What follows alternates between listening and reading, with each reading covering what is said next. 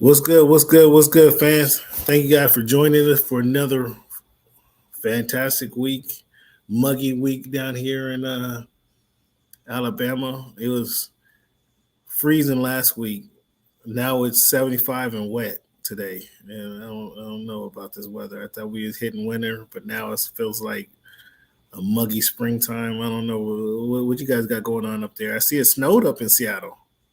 It certainly did, Cam. But fortunately, it was just like a dusting, so nothing Um, too major.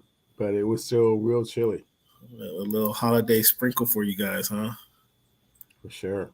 Yeah, none of that down here. Hopefully, or in the books. I don't hear it anyway. Cleveland, each and every week, man, we start off our show. We got a lot going on this week, man. We got some Major League Baseball topics, the World Cup.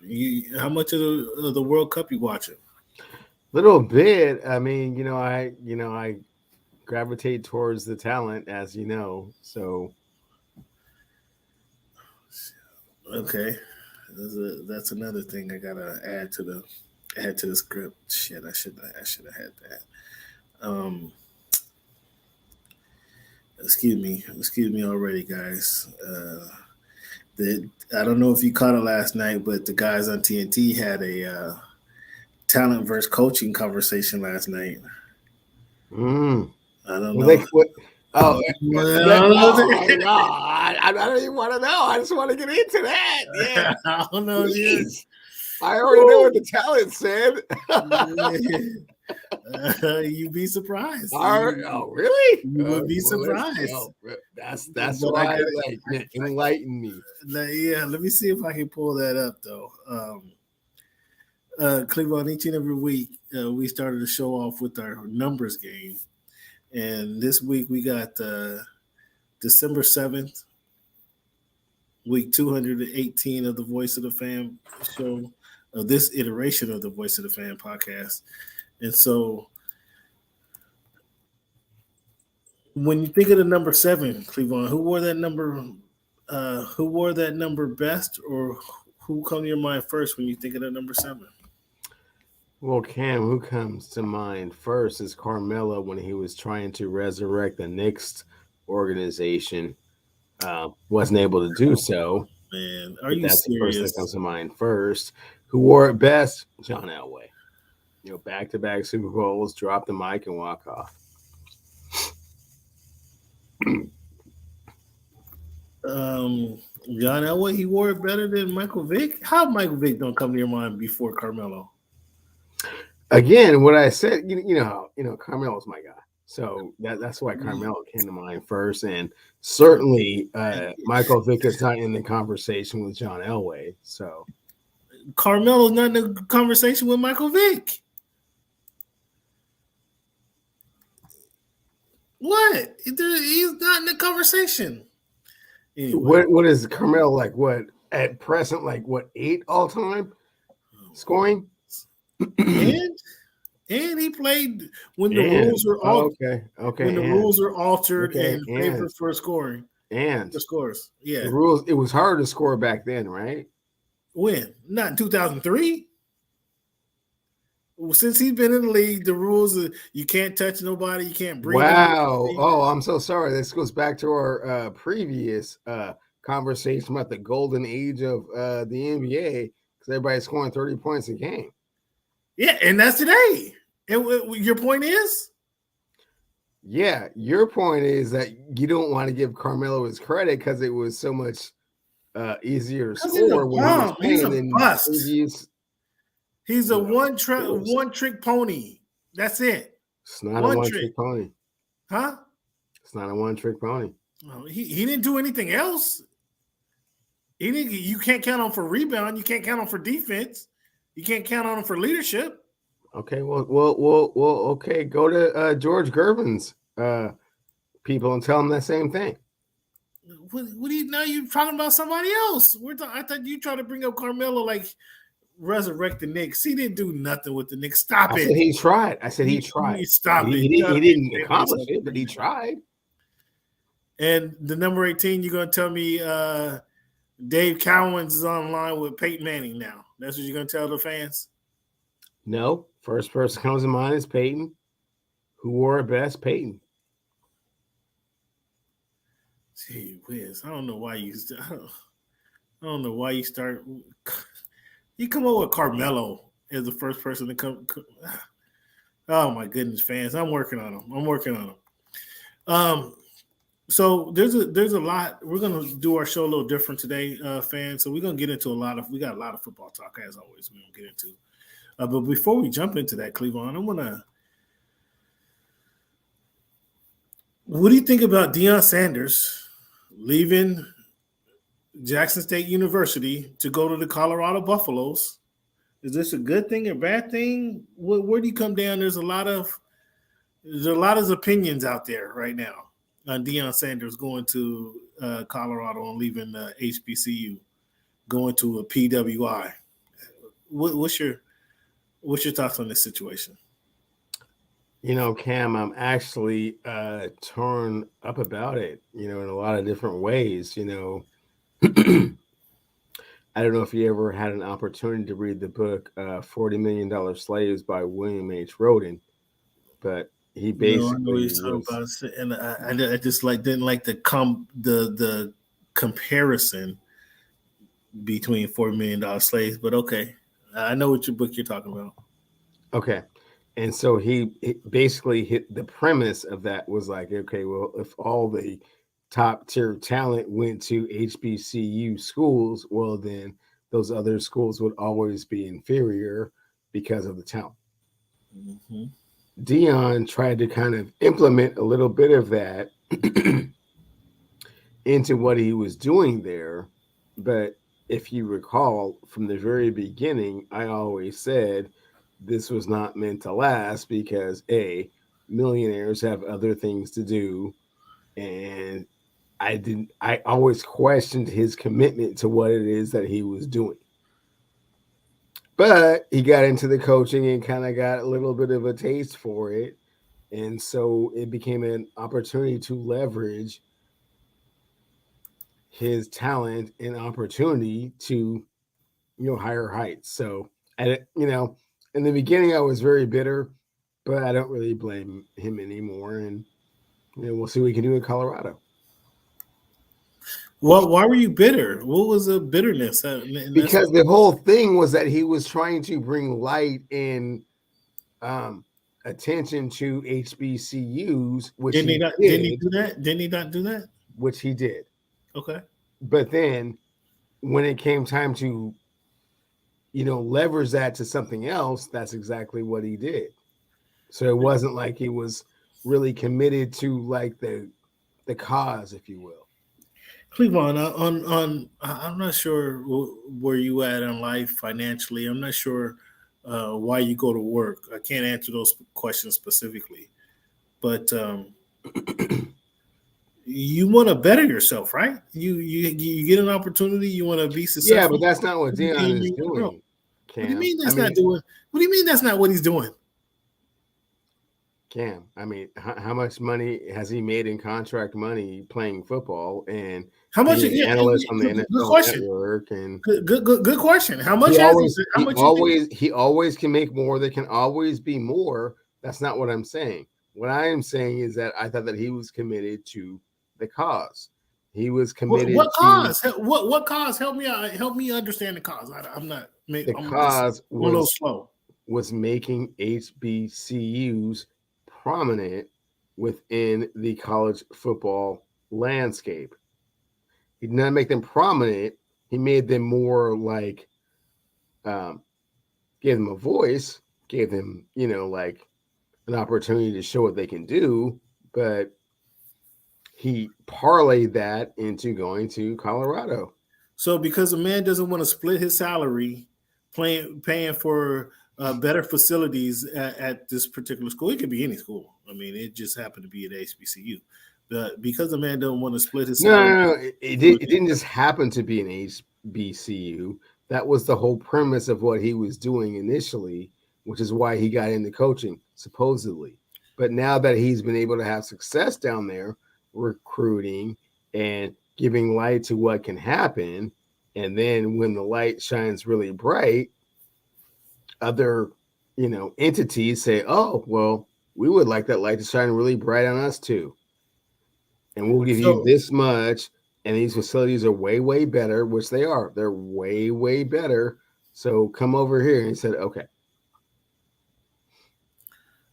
So I'm again. I'm a little slow, man. So are you faulting the man for doing a good job and progressing into the next stage of his career? Um, No, no. I'm What I just a what little I what I, confused. what I am saying is that initially the whole conversation was revolving around HBCUs So and okay, bringing I'm light sorry, to them and Clevon. making them more prominent.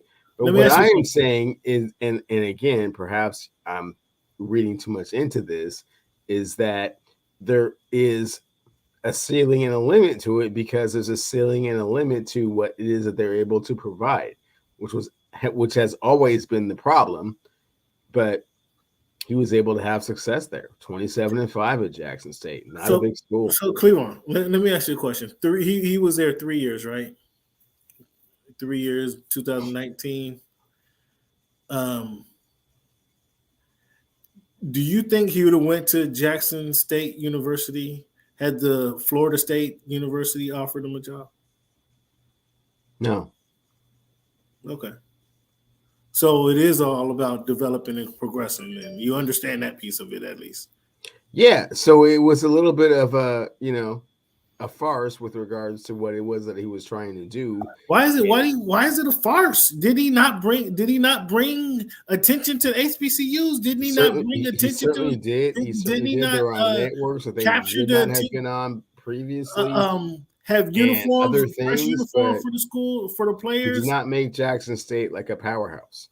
He did not turn them into So the you wanted University them of to stay there and Alabama make or and you wanted them to stay Clemson there and or Penn compete with State or you wanted them Ohio to compete State, with Florida State. which is You want them to stay there like Eddie Robinson did for 35 years no. and compete with Georgia Tech Again, and Cam, compete. as I started this conversation, he stayed longer than I thought that he would. Millionaires have other things to do, and this is So not I'm necessarily just trying to dig down. I mean, this has been a big topic of conversation amongst us color folk, and I'm just trying to dig down. You say you were, you know, a little ticked off that he didn't stay longer, and I don't understand that um, the thought process of being ticked off at all. I'm missing that. Again, I'm not the sharpest tool in the shed, but I'm missing why anybody would be upset that he took a career. I mean, took a job that is going to enhance his career. I'm clueless as to why anybody's upset about that because I think that's what we're all trying to do. In any walk of society, we're trying to do stuff to get better. Now, I will say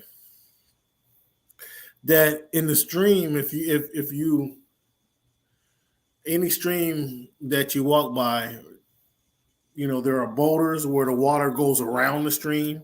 There are pebbles, which the pebbles will be pushed down the stream. You need rocks, and you need your guys to stay on a particular team to be stationary. You need your Eddie Robinson to be there. You need Eddie Robinson Jr. to put in his 35-year guy. You need that, but you don't need that same. Every coach in a SWAC doesn't need to be like that. But you need that continuity. Certainly help players. I mean, continuity and all that certainly helps. But the guy can come and grab some attention, bring some attention to the league, bring some attention to the competition, bring some attention. Has there been any coach from the HBCU to go to a Division I BWI and been successful? Has there been one? I can't think of one. Has there been one? not that I'm aware of. No, Cam.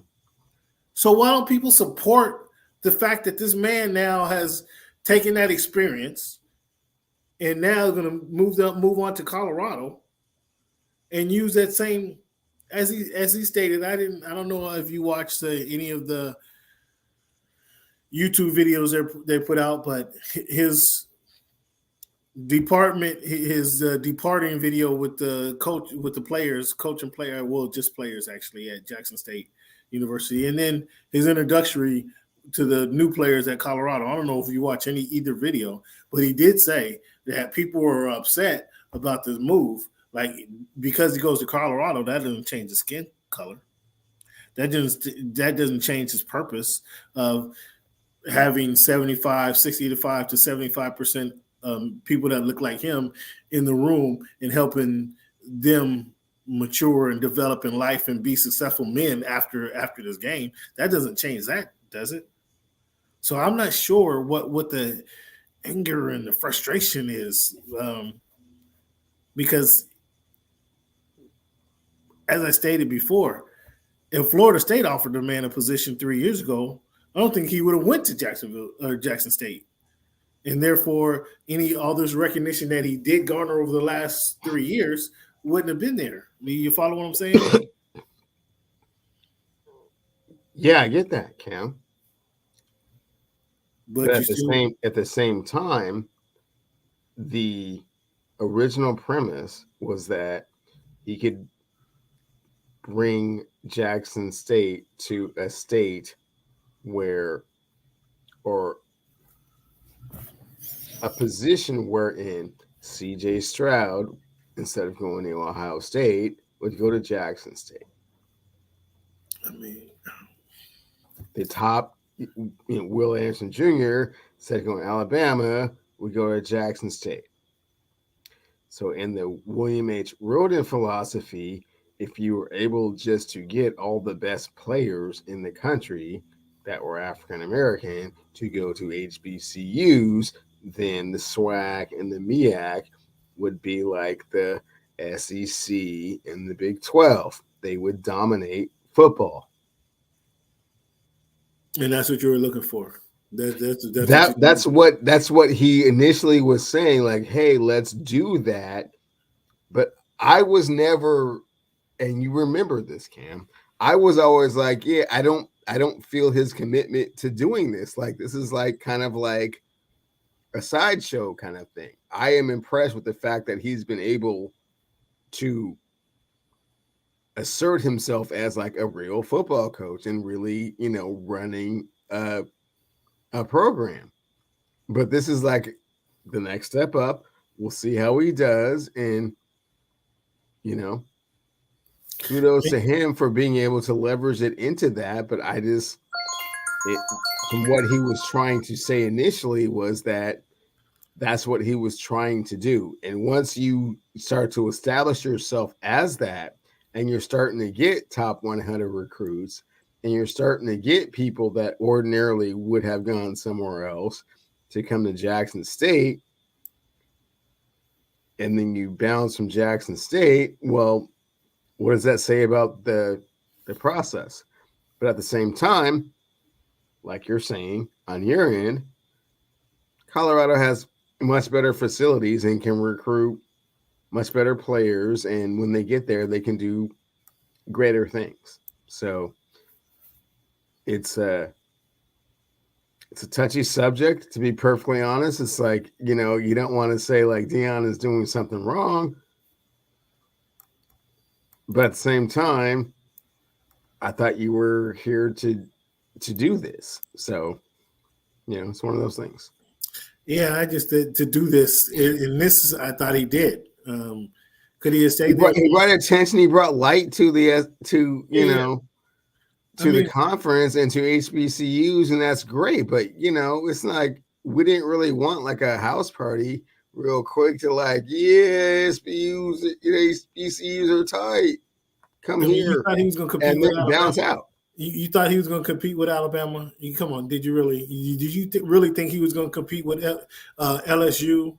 Did you think he was really going to compete with the Southern Miss? Did you think that was really about to happen?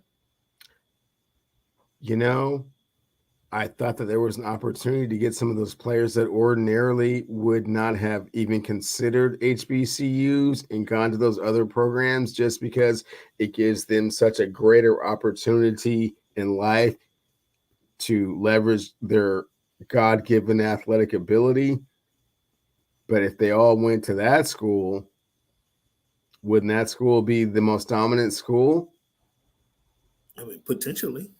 I mean, you say Okay. you're the one that tell me that talent wins all, but I mean, will they have that coaching? Will they have that recipe for winning Well, big? they would have started with the talent because that's where the talent would have gravitated towards. So now he's taken to Colorado, and we'll see what he can do.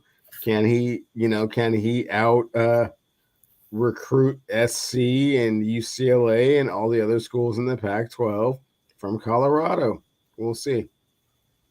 I mean, so speaking of that, they turned to social media for recruiting.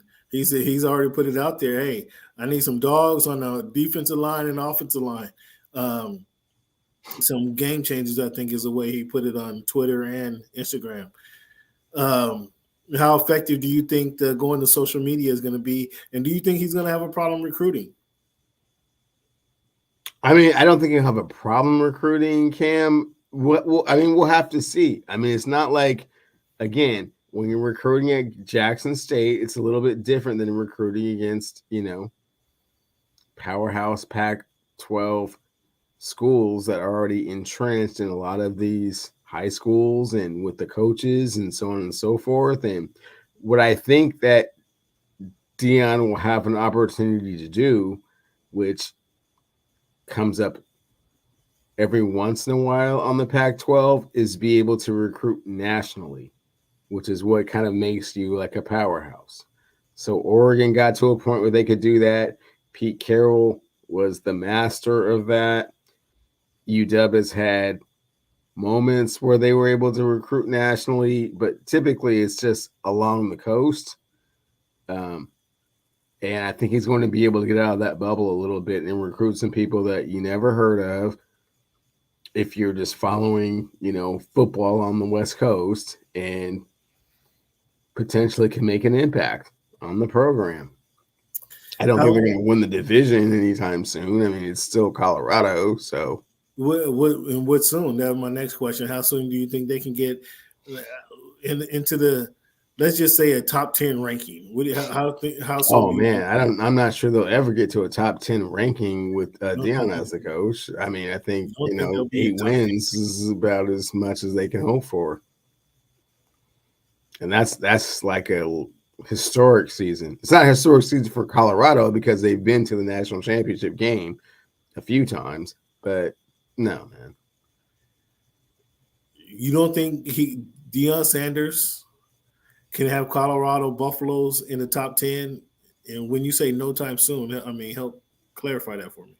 I don't think that Deion Sanders as a coach and a recruiter can ever make Colorado a top 10 team in the country.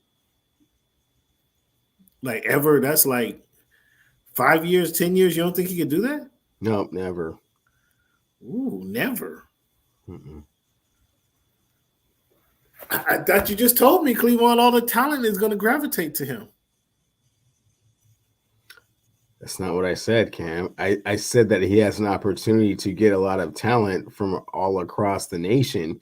I never said that they would all assemble at, in Boulder and make, the Colorado Buffaloes a national powerhouse. I don't believe that.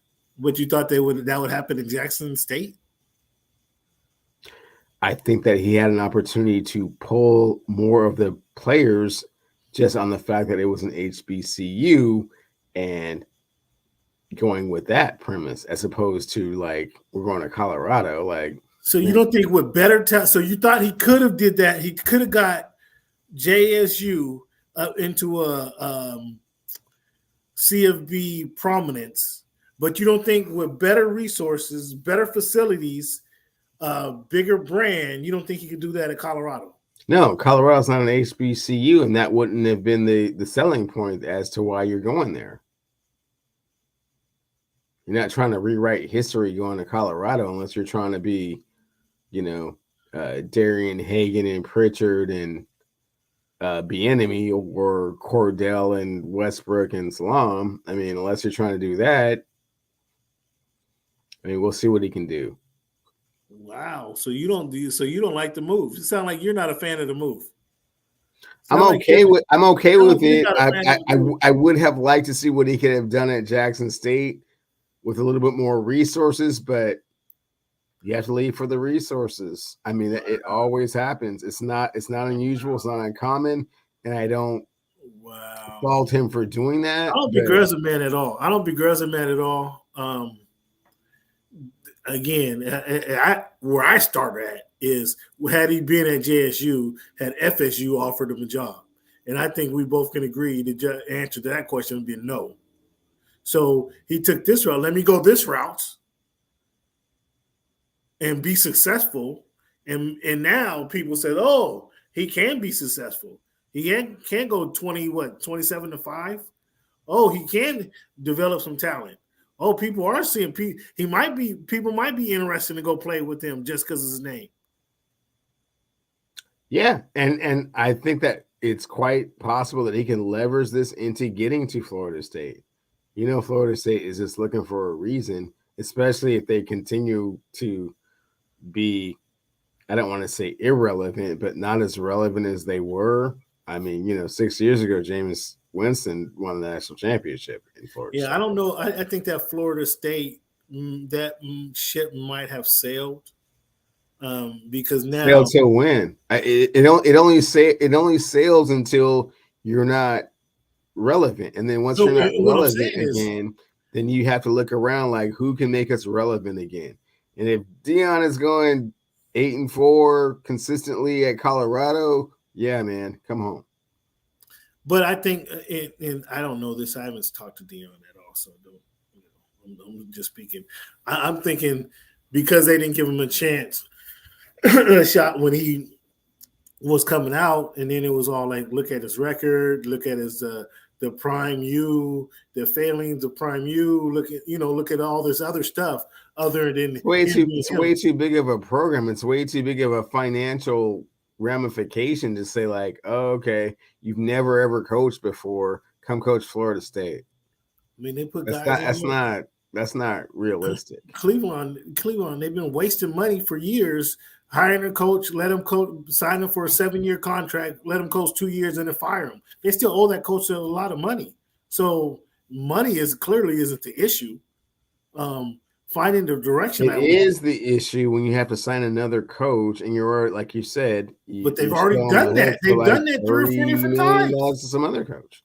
They've done that 3 or 4 different times. So how many times are you going to do that? Do it again? And then this time you're doing it with someone that's never ever had any head coaching experience. That's irrelevant. If they brought him in, it's irrelevant to never ever have had any head coaching experience. What has been their record, Cleveland? You're talking like Bobby Bowden. He's not replacing Bobby Bowden. He's replacing 5 other bums who they're paying 3 of them still. It's not like Bobby Bowden, like they won a champion. You said 6 years ago they won a national championship. How many coaches have they had since that 6 year? 3 already? A few. Yeah, so we're not talking about replacing Bobby Bowden. Like that's who the coach. The coaching experience, they're bringing in a face. We're not, Deion in Colorado because of his X's and O's. That's not the case. So that's why I say that's irrelevant. His coaching past. They're bringing him in here because he can recruit players and he can have their ear. That's why he would be at Florida State, not because of his X's and O's. Probably for his work, so he can breathe into them some work ethic. Obviously, some know-how. He knows the game, etc. But they're not bringing in there for his X's and O's. You know that. There's not anything I have to explain to you. But I think if they were to call, if he was to go 8-4, like that was cool at Jackson State. Do that at Colorado, and we'll come call him. And I think once he does that at Colorado, once he goes 8-4, and then finishes up with a 10-2, then oh boy, I mean, I don't think Florida State is going to be high on that list. Is what I'm saying.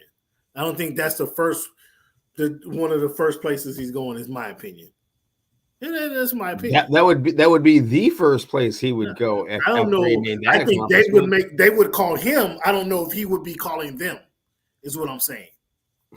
Now, if they're they're calling him. Coaches don't call other colleges and say, "Hey, I win 10-2. Come holler at me." No, their colleges come to them. Again, I don't know that Deion is quick to answer that phone, as he's not answering that call as quick as he was 3 years. He would have 3 years ago, and that's what I'm saying. I don't know. There was no call. That's the whole point, Cam. There was no call 3 years ago. He established himself at Jackson State, and now he's leveraged that to Colorado. I would think years, Florida State, if he's successful at Colorado, will come calling, especially if Florida State is floundering around. Well, now, are you bringing all that talent to Jackson State? No, you're bringing all that talent to Florida State. Yeah, I don't know that he's gonna. He's as accepting. I don't know. Again, I haven't spoken to Deion, but that would be the feeling I get. Is that now when I needed a start, you guys didn't give me a start. Now you want to be after I've established something. When you needed a start, you want to take over one of the most storied college football. Who stunk? You acting like Florida State was a perennial powerhouse. They stunk. The ACC has stunk for years.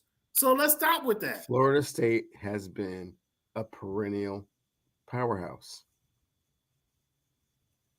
You don't just go and hire somebody from the NFL Network analyst job to be the head coach of Florida State University. Like Saturday goes from ESPN to coaching NFL. That's weird, right? That's kind of an anomaly, right? And that's even worse because it's at a professional level. Look how that experiment is going. Yeah, you want to be part of that? You want to be part of the people that said like, "Oh, we hired Jeff Saturday, and he won that one game." No, we want to hire on the sidelines all the time. We want to hire a local star who's well known in the man. I would like to see a little bit more of a body of work. That's all I'm saying, and that's what they were saying. And so he showed them the body of work at Jackson State. That's great. At the HBCU, now you're going to step up to the next level of Pac-12 school. Show me the body of work there. Okay, we'll see. Welcome home. I'll be interested if he jumps right on that job in 3 to 4 years. I'll be interested if he does that. And if he does that, then you'll be accurate. What's your thoughts on Aaron Judge getting $360 million over 9 years? Not the biggest salary ever. I think he's third behind Trout and somebody else. But $40 million a year from the Yanks. I mean, it's kind of expected. I would say, right? Sounds about right. Sounds like he didn't really want to leave. I am sure there were other teams that offered him more, but I mean, he was in Florida at the Marlins games. He was in Florida because that's where the Yankees headquarters is, and he needed to sign some stuff after the game. And as you see, after the game, he went right to the combine and signed that $360 million contract and cut out. I mean, $360 million. I mean, the Yanks had to sign him, I think, just for no other reason, just to say we're still the Yankees and nobody's going to outbid us. I think for that reason they had to sign him. It would have been a bad look if he went to San Francisco or LA or San Diego, over a few dollars. It would have been a bad look. So I think the Yankees, they had to sign him, right? They had to overpay for him. I don't even know if they overpaid for him. They just had to establish their presence of authority that they are the Yankees, the most storied franchise in all of professional sports. And he didn't really want to go anywhere else. I mean, if the Minnesota Twins offered him $400, would he have gone? Probably not. Who knows? Who knows? Fred McGriff elected into the Hall of Fame, the Major League Baseball Hall of Fame. Did that shock you? Did that catch your eye some particular way? A little bit, because the Major League Baseball is always so much stringent with regards to their Hall of Fame credentials. Like if this was the NBA, I'd be like, oh yeah, Fred, yeah, cool. I mean, NBA yeah, obviously it happens. And now the NFL is starting to do it because fans have such an appetite to watch the Hall of Fame, but the Hall of Fame induction ceremony, right? But baseball has always been like, it might be one player, it might be 5 players, it might not be anybody this year. And they've always been like, it depends on the criteria and how we vote for it. So Fred McGriff, I was like, Fred McGriff, Crime Dog was, he hit some big home runs, man, but a Hall of Famer. He was big for the Braves. He was the only, the Braves on TNT. See Fred McGriff. I mean, that went on. It's even bigger for Toronto during their heyday. I mean, before the World Series titles, but yeah. I mean, I don't know. I can't say I'm frustrated or angry. I was just surprised, like Fred McGriff. But it was the senior committee that elected me, and I was surprised by that. I was surprised by Fred McGriff getting into the Major League Baseball Hall of Fame. But something else that caught my surprise was the Mariners is actually making some moves in the hot stove league. The Mariners aren't silent. They trade Winker and Toro for Wong. What break down that move for us, Cleveland, our resident Mariner fan and grasshopper eater. Go ahead, break it down for us. Sure thing. I would have preferred they got Carlos Correa and tried to move either him or Crawford to second base, but understanding that there are salary ramifications to that, and maybe not a good fit, clubhouse wise, I'm okay with the move. Jesse Winker was a problem, and Adam Frazier was not who we thought he was, and letting those guys go, not too bitter about it. Is Kelton Wong the answer? Don't think so, but hopefully he can help with more productivity at that position than we had last year, and maybe that gets us over the hump. Winker was a problem on the field or off the field? Both. Left his bat in Cincinnati, didn't bring it with him, and then it was always just kind of getting into things and kind of trying to be that spark, and that's cool and all, but you have to perform on the field, and then when you don't, then you have a bunch of excuses for why you're not performing on the field, and they just got old. Let him go. This team is on the rise. This team is like World Series ready like next year, and just didn't feel like him being a distraction or question mark. Whoa. Did you just say the Seattle Mariners is World Series ready? Is that what you said?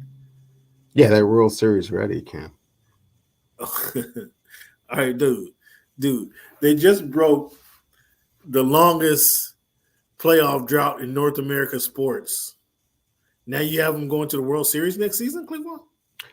Cam, they took the World Series champions to like 20 innings one game. In the other game, but they got swept. Lost on a fluke. They got swept.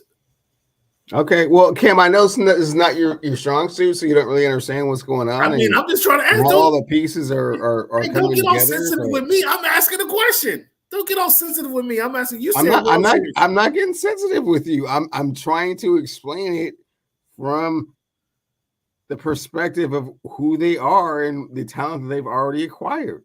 They've already gotten Kelton Wong.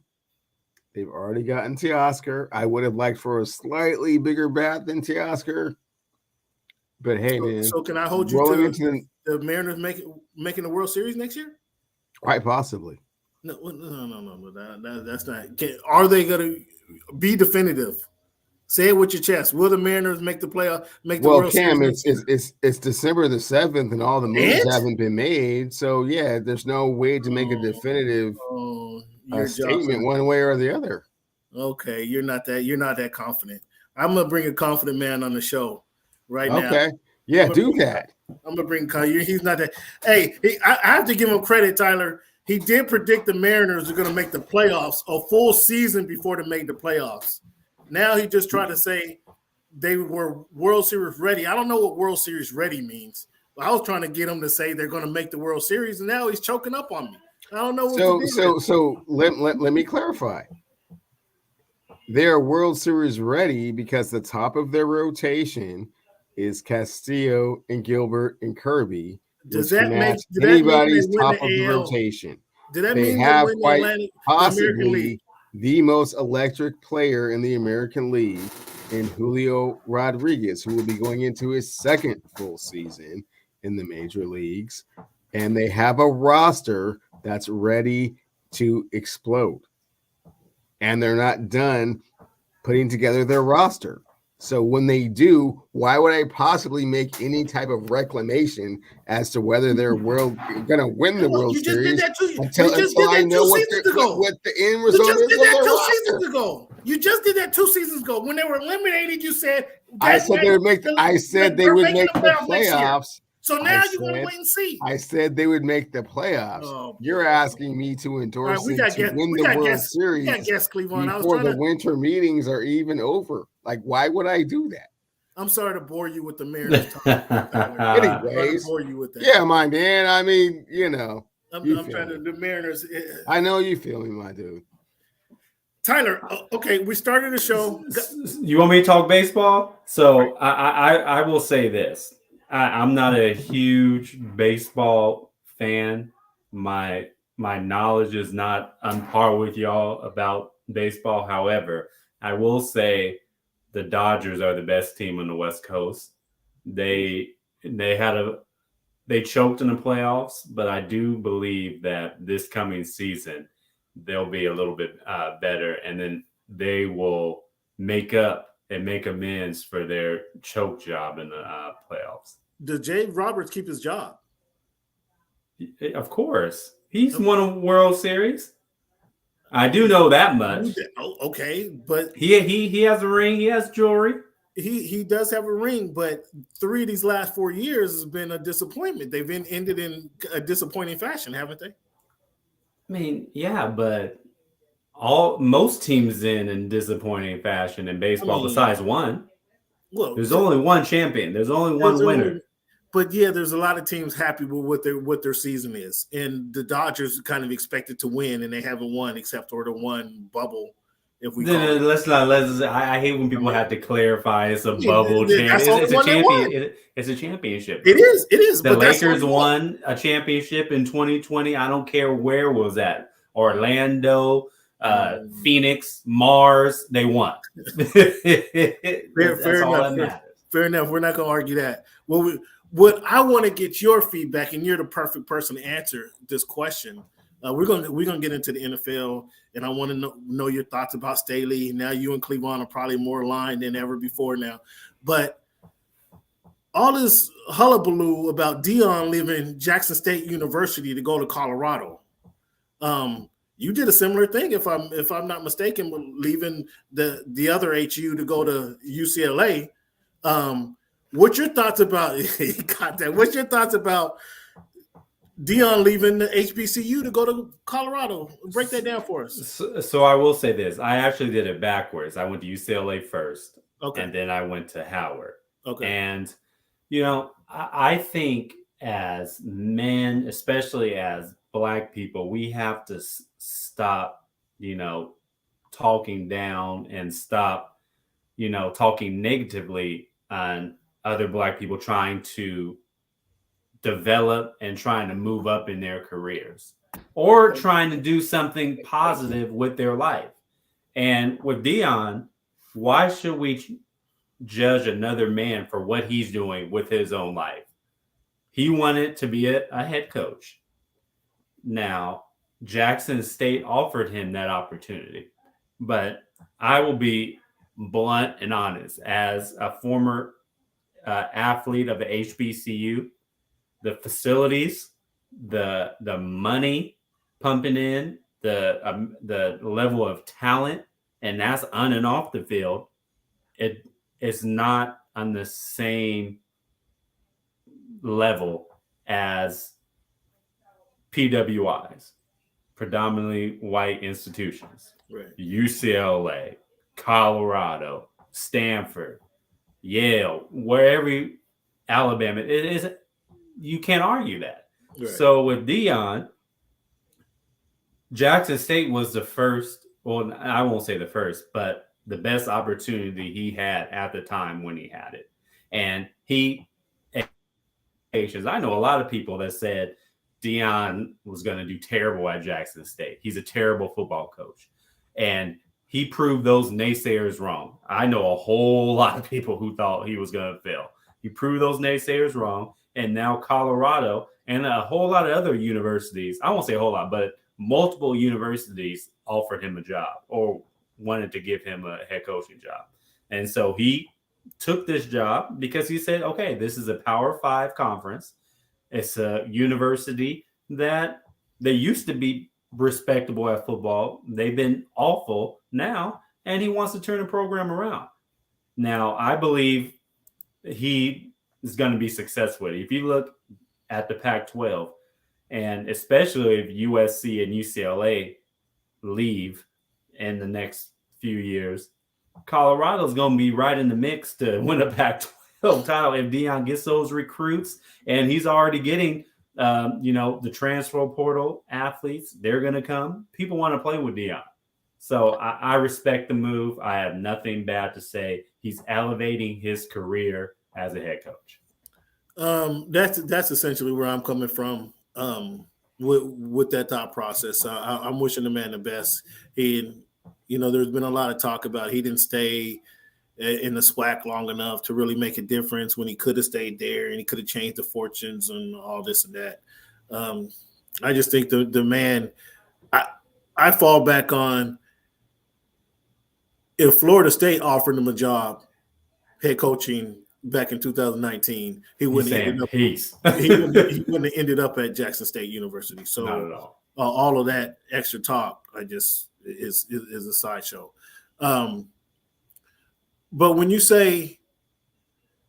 talk about the difference in resources, the difference in physical resources, facilities, etc.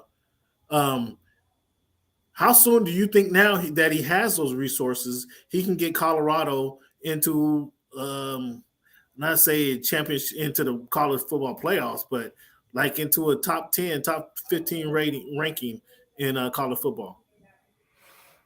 I say every college football coach, when they're starting on a new program, you at least have to give them 4 years, because that gives you an entire recruiting class for them to become seniors, for them to graduate through the program. So you got freshmen, recruiting those, see how they develop into your system, and how are they developing in year 3 as a junior or year 4 as a senior. And then how are you building a program, building a tradition? You can build that over the course of 4 years and implementing, your system and what you want to establish as a culture at your program. You need at least 4 years to do that. It does not happen overnight, especially when you're starting from the bottom. And let's be honest, Colorado is at the bottom of the Pac-12. Sure, but they also have the transfer portal. Like he already mentioned, he told half the kids at Colorado to go ahead and get in the portal because you might not have no room here. So I think that should speed that process up, right? It can, and you're right. It can expedite the process, but you can't rely on the transfer portal. Now, that is definitely an extra avenue that helps you. However, to build a program, you need to have people coming in as freshmen. To build a culture. Because if you're getting athletes as a junior, they're in and out like this. Yeah. And if they're really good, they might be out in 1 year after one season if they're a junior and go to the NFL. So to build establish a culture, establish a program, you need kids there for at least 3 years. Now, you're in Southern California. What is the talk now? I thought there was going to be, when I left there a few months ago, there was supposed to be a meeting to block the UCLA move into the big whatever it's called, Big 15 or what it's going to be, or whatever.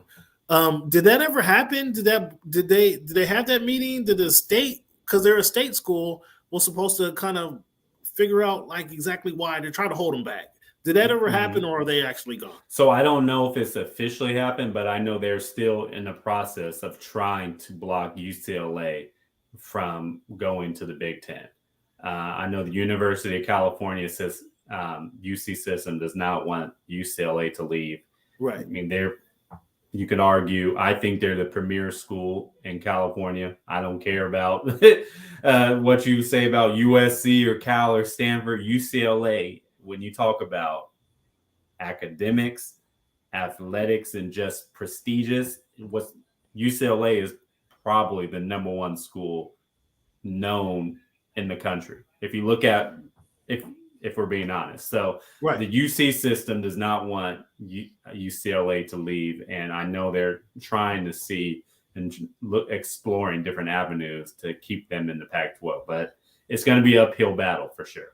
Is there anything locking them into the UC system? Are they like financially or anything like that? I don't know. Yeah, I don't know for sure. I know they're under contract through the next couple years. Right? Yeah. Right. Okay. All right. That's still an interesting turn of events because USC and UCLA finally agree on something and both lead the Pac-8. That's trouble. That's trouble. Again, Tyler Dragon from USA Today. I'm trying to say UCLA from USA Today. Thank you for taking time to join us, man. We really appreciate you having you on the show again.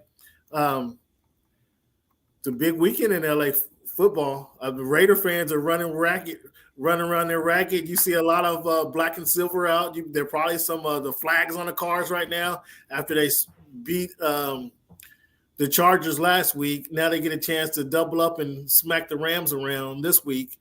What's your thoughts on the Raiders? Their season kind of had a bad start to it. Now they're coming around and winning some games. Carr and Adams is hooking up now. What's your thoughts on the Raiders and Josh McDaniels? Has McDaniel saved his job? Well, ever since Davante Adams and Derek Carr kind of slickly threw some of their teammates under the bus, and well, not really throw them under the bus, but there were subtle jabs, I'll say. They're calling out their teammates and saying that, people need to lock in and buy in. The Raiders have been on a winning streak and they're playing better football. And I believe it's really as simple as their best players are performing like they're Pro Bowlers. And then Derek Carr is giving the football to his best players. I mean, you look at the win against the Chargers. Davante Adams had 12 targets, over 170 receiving yards, and Josh Jacobs. The Chargers can't stop the run at all. We know this. They're historically bad at stopping the run. So Give the football to the NFL leading rusher and let him cook. And that's what they did.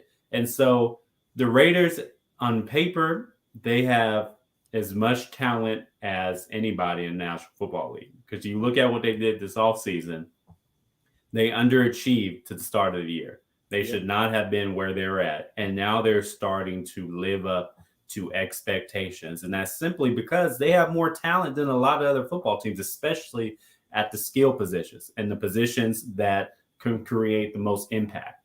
You look at their pass rushers, Max Crosby, Chandler Jones. They're strong. They should be two of the best pass rushers in the National Football League. Denzel Perriman, one of the better linebackers in the NFL. Now, their secondary leaves a lot to be desired, but if you have two of the best pass rushers in the NFL, you can make up for a secondary that maybe average at best. And then on offense, their offensive line is suspect, but, they're rounding the form a little bit. We know Derek Carr, he's a mid-tier quarterback, make Pro Bowl some years. And he has a connection with Davante Adams. They broke records at Fresno State. Now, at the beginning of the season, I feel like he was pressing a little bit.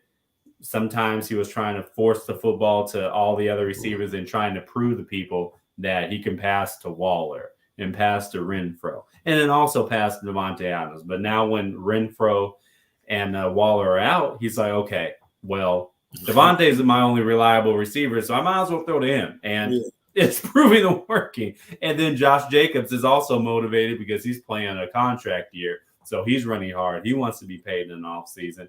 And you see him, performing at a really, really high level as the NFL's leading rusher now. So I just think it's not a complex answer. They are performing how we thought they should have at the beginning of the season because their skilled players and their best players are performing how we thought they would when they formed this team together. Do you pay Josh Jacobs? Am I paying Josh Jacobs? Do you pay Josh Jacobs? No, because I'm paying Devontae Adams a whole lot of money. I'm paying Derek Carr a whole lot of money. I'm paying Max Crosby a whole lot of money. I'm paying Chandler Jones a whole lot of money. I'm paying Darren Waller a whole lot of money. I'm paying Renfro a decent amount of money. You see all this? There's a salary cap now. The Raiders can't afford him.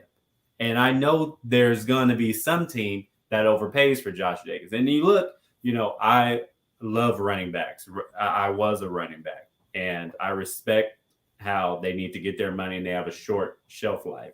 But if you look at the history and you look at the trend, running backs wear down fast. Sure. Yeah.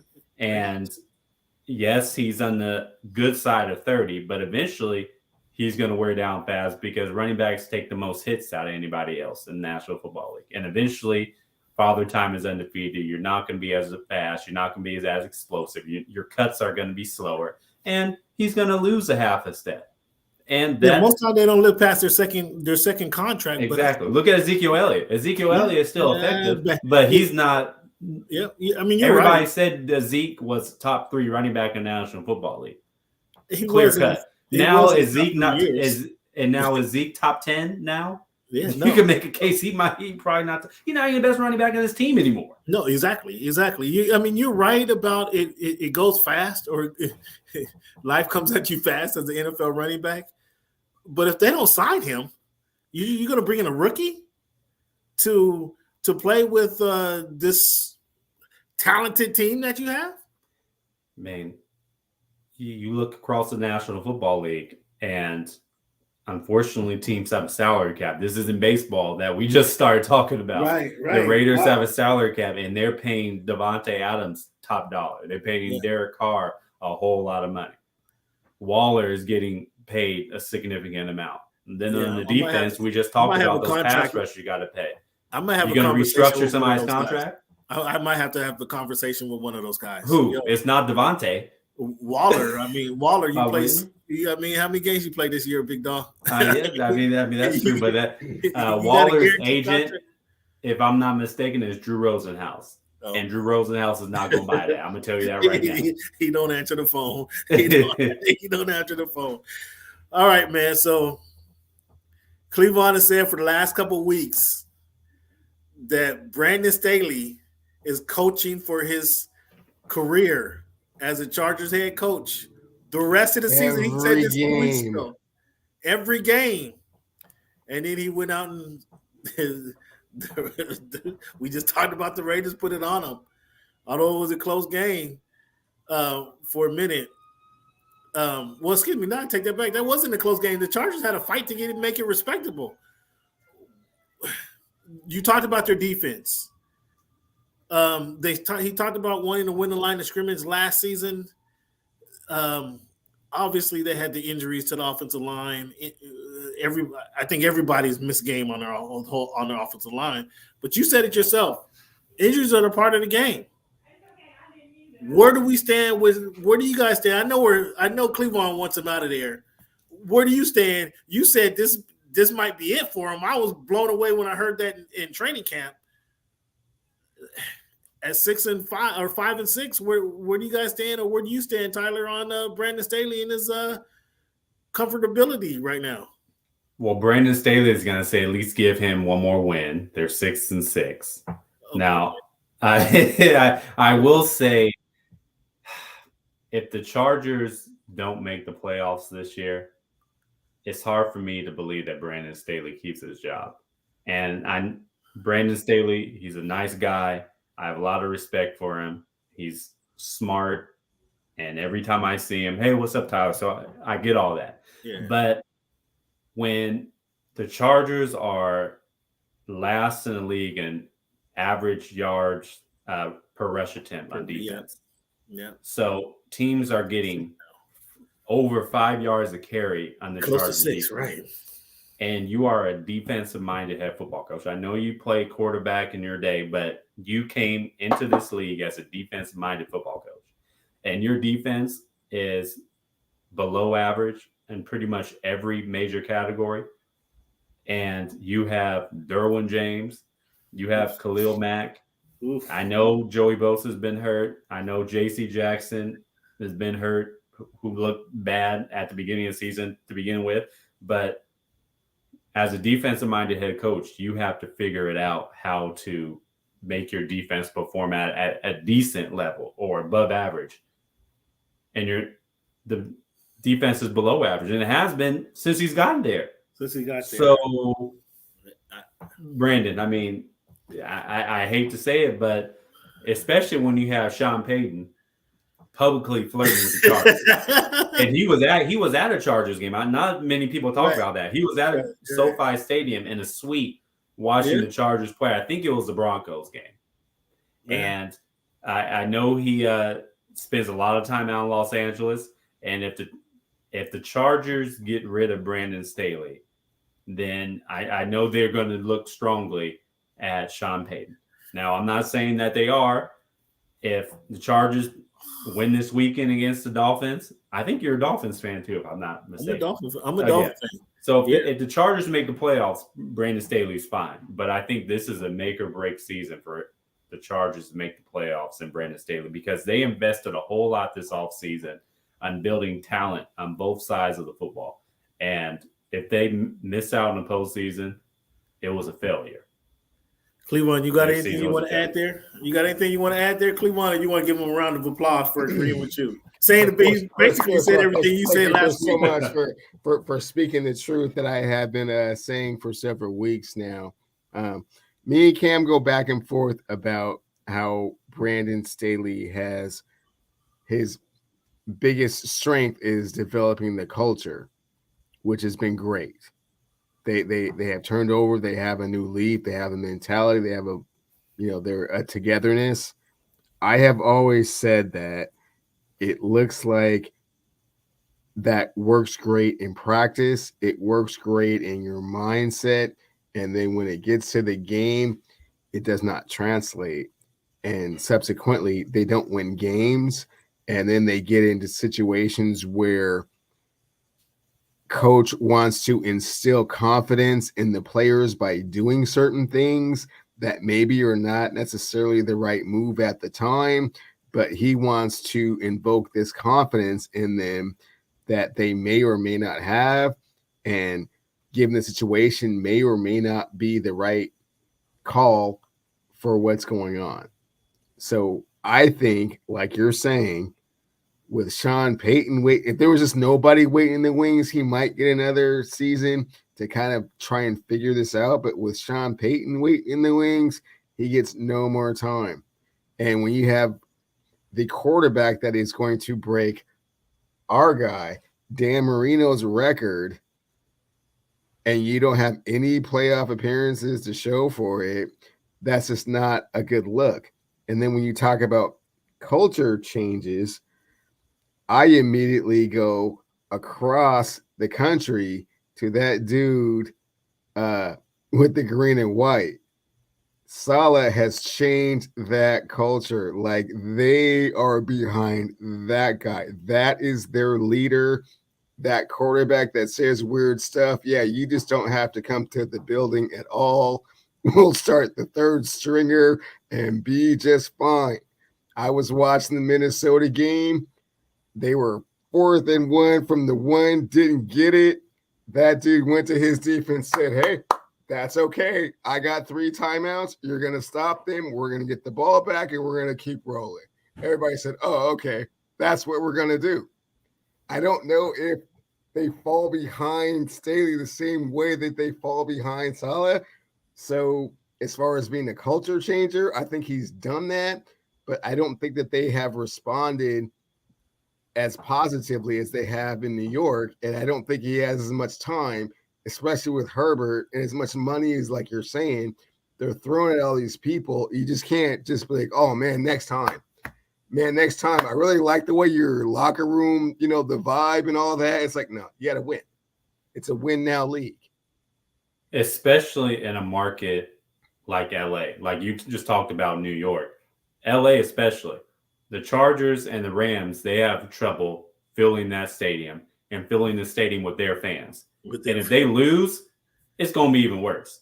You have to win in a market like LA to build your fan base, keep them interested, and keep them coming to the games. And that adds to the pressure. If the Chargers are losing, it's going to be Raiders West every time the Raiders come to town, like it's going to be when they play the Rams.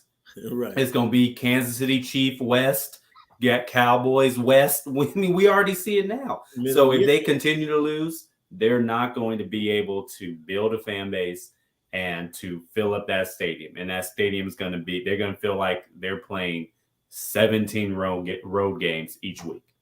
And so that also increases the pressure to win and win now. Not to mention you have one of the best quarterbacks in the NFL, especially with one of the best young quarterbacks in the NFL on a rookie contract. The time is now to win. You see what the Bengals are doing with Joe Burrow. They're winning football games. They went to the Super Bowl last year. You got to win with these young quarterbacks on a rookie contract. But they bring in. I think this is his last year on the rookie contract. Next year they'll re-sign him over the summer, right? Or will they? Next year will be his final year on a rookie contract. Next season, so they'll have. So they got this season and next season. So they bring in Sean Payton. Sean Payton's going to need a year or two to get his guys in there to get his momentum, get his culture built. They're still not going to be winning. Then I wouldn't expect them to turn around and win the next year. So I think they're still years away. I think that'd be a hasty move to get rid of them. But the defense being as poor as it is, there's like no excuse for that. Like, we brought you to play. We brought you over here to be our defensive guy paired with our offensive guy. Like, there's no explanation for that, really. I was wondering last year, like, how come their defense went from, I think it was 4.9 at the beginning of the season to 5.4 at the end of the season, and now it's just it hasn't got any better. It's only gotten worse. So I was confused about that. I think that would be a hasty move. I still think that would be a hasty move if they lost the rest of their games. That'd be an understandable change, but I think right now that'd be a hasty move. So the Dolphins come into town. Now, I'm a Dolphin fan, like your co-host is. But I'm not blind. I'm not a blind to a non-guy. Although I do feel the Dolphins should win. The Dolphins should win on Sunday. They should win on Sunday. I mean, if number 26, Samuel Jr., is your best cornerback, I mean, I love his feistiness, but he's 5'6". If that's your best guy, I mean, that's trouble, because Davis is a problem over there. Oh, this is what I wanted to ask you earlier about their defense. Do you think they asked Derwin James to do too much? Of course they do. He plays 5 positions. Like, why are we doing? Because their defense has a whole lot of holes, and he's trying to make up for all their deficiencies. But they can't rush the passer without Joey Bosa. With some strange reason, they can't figure out how to rush the passer without Derwin James and Khalil Mack. And the linebackers, they don't get off blocks well.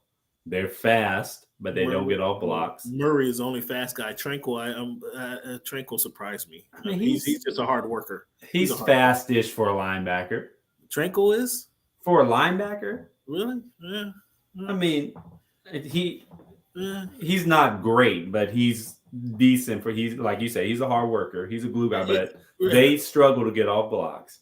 And their defensive line, I mean, they've been depleted with injuries, and they don't really create any pressure or get disruptive at all. So You need Derwin James. He's besides Khalil Mack, he's your only healthy playmaker on defense.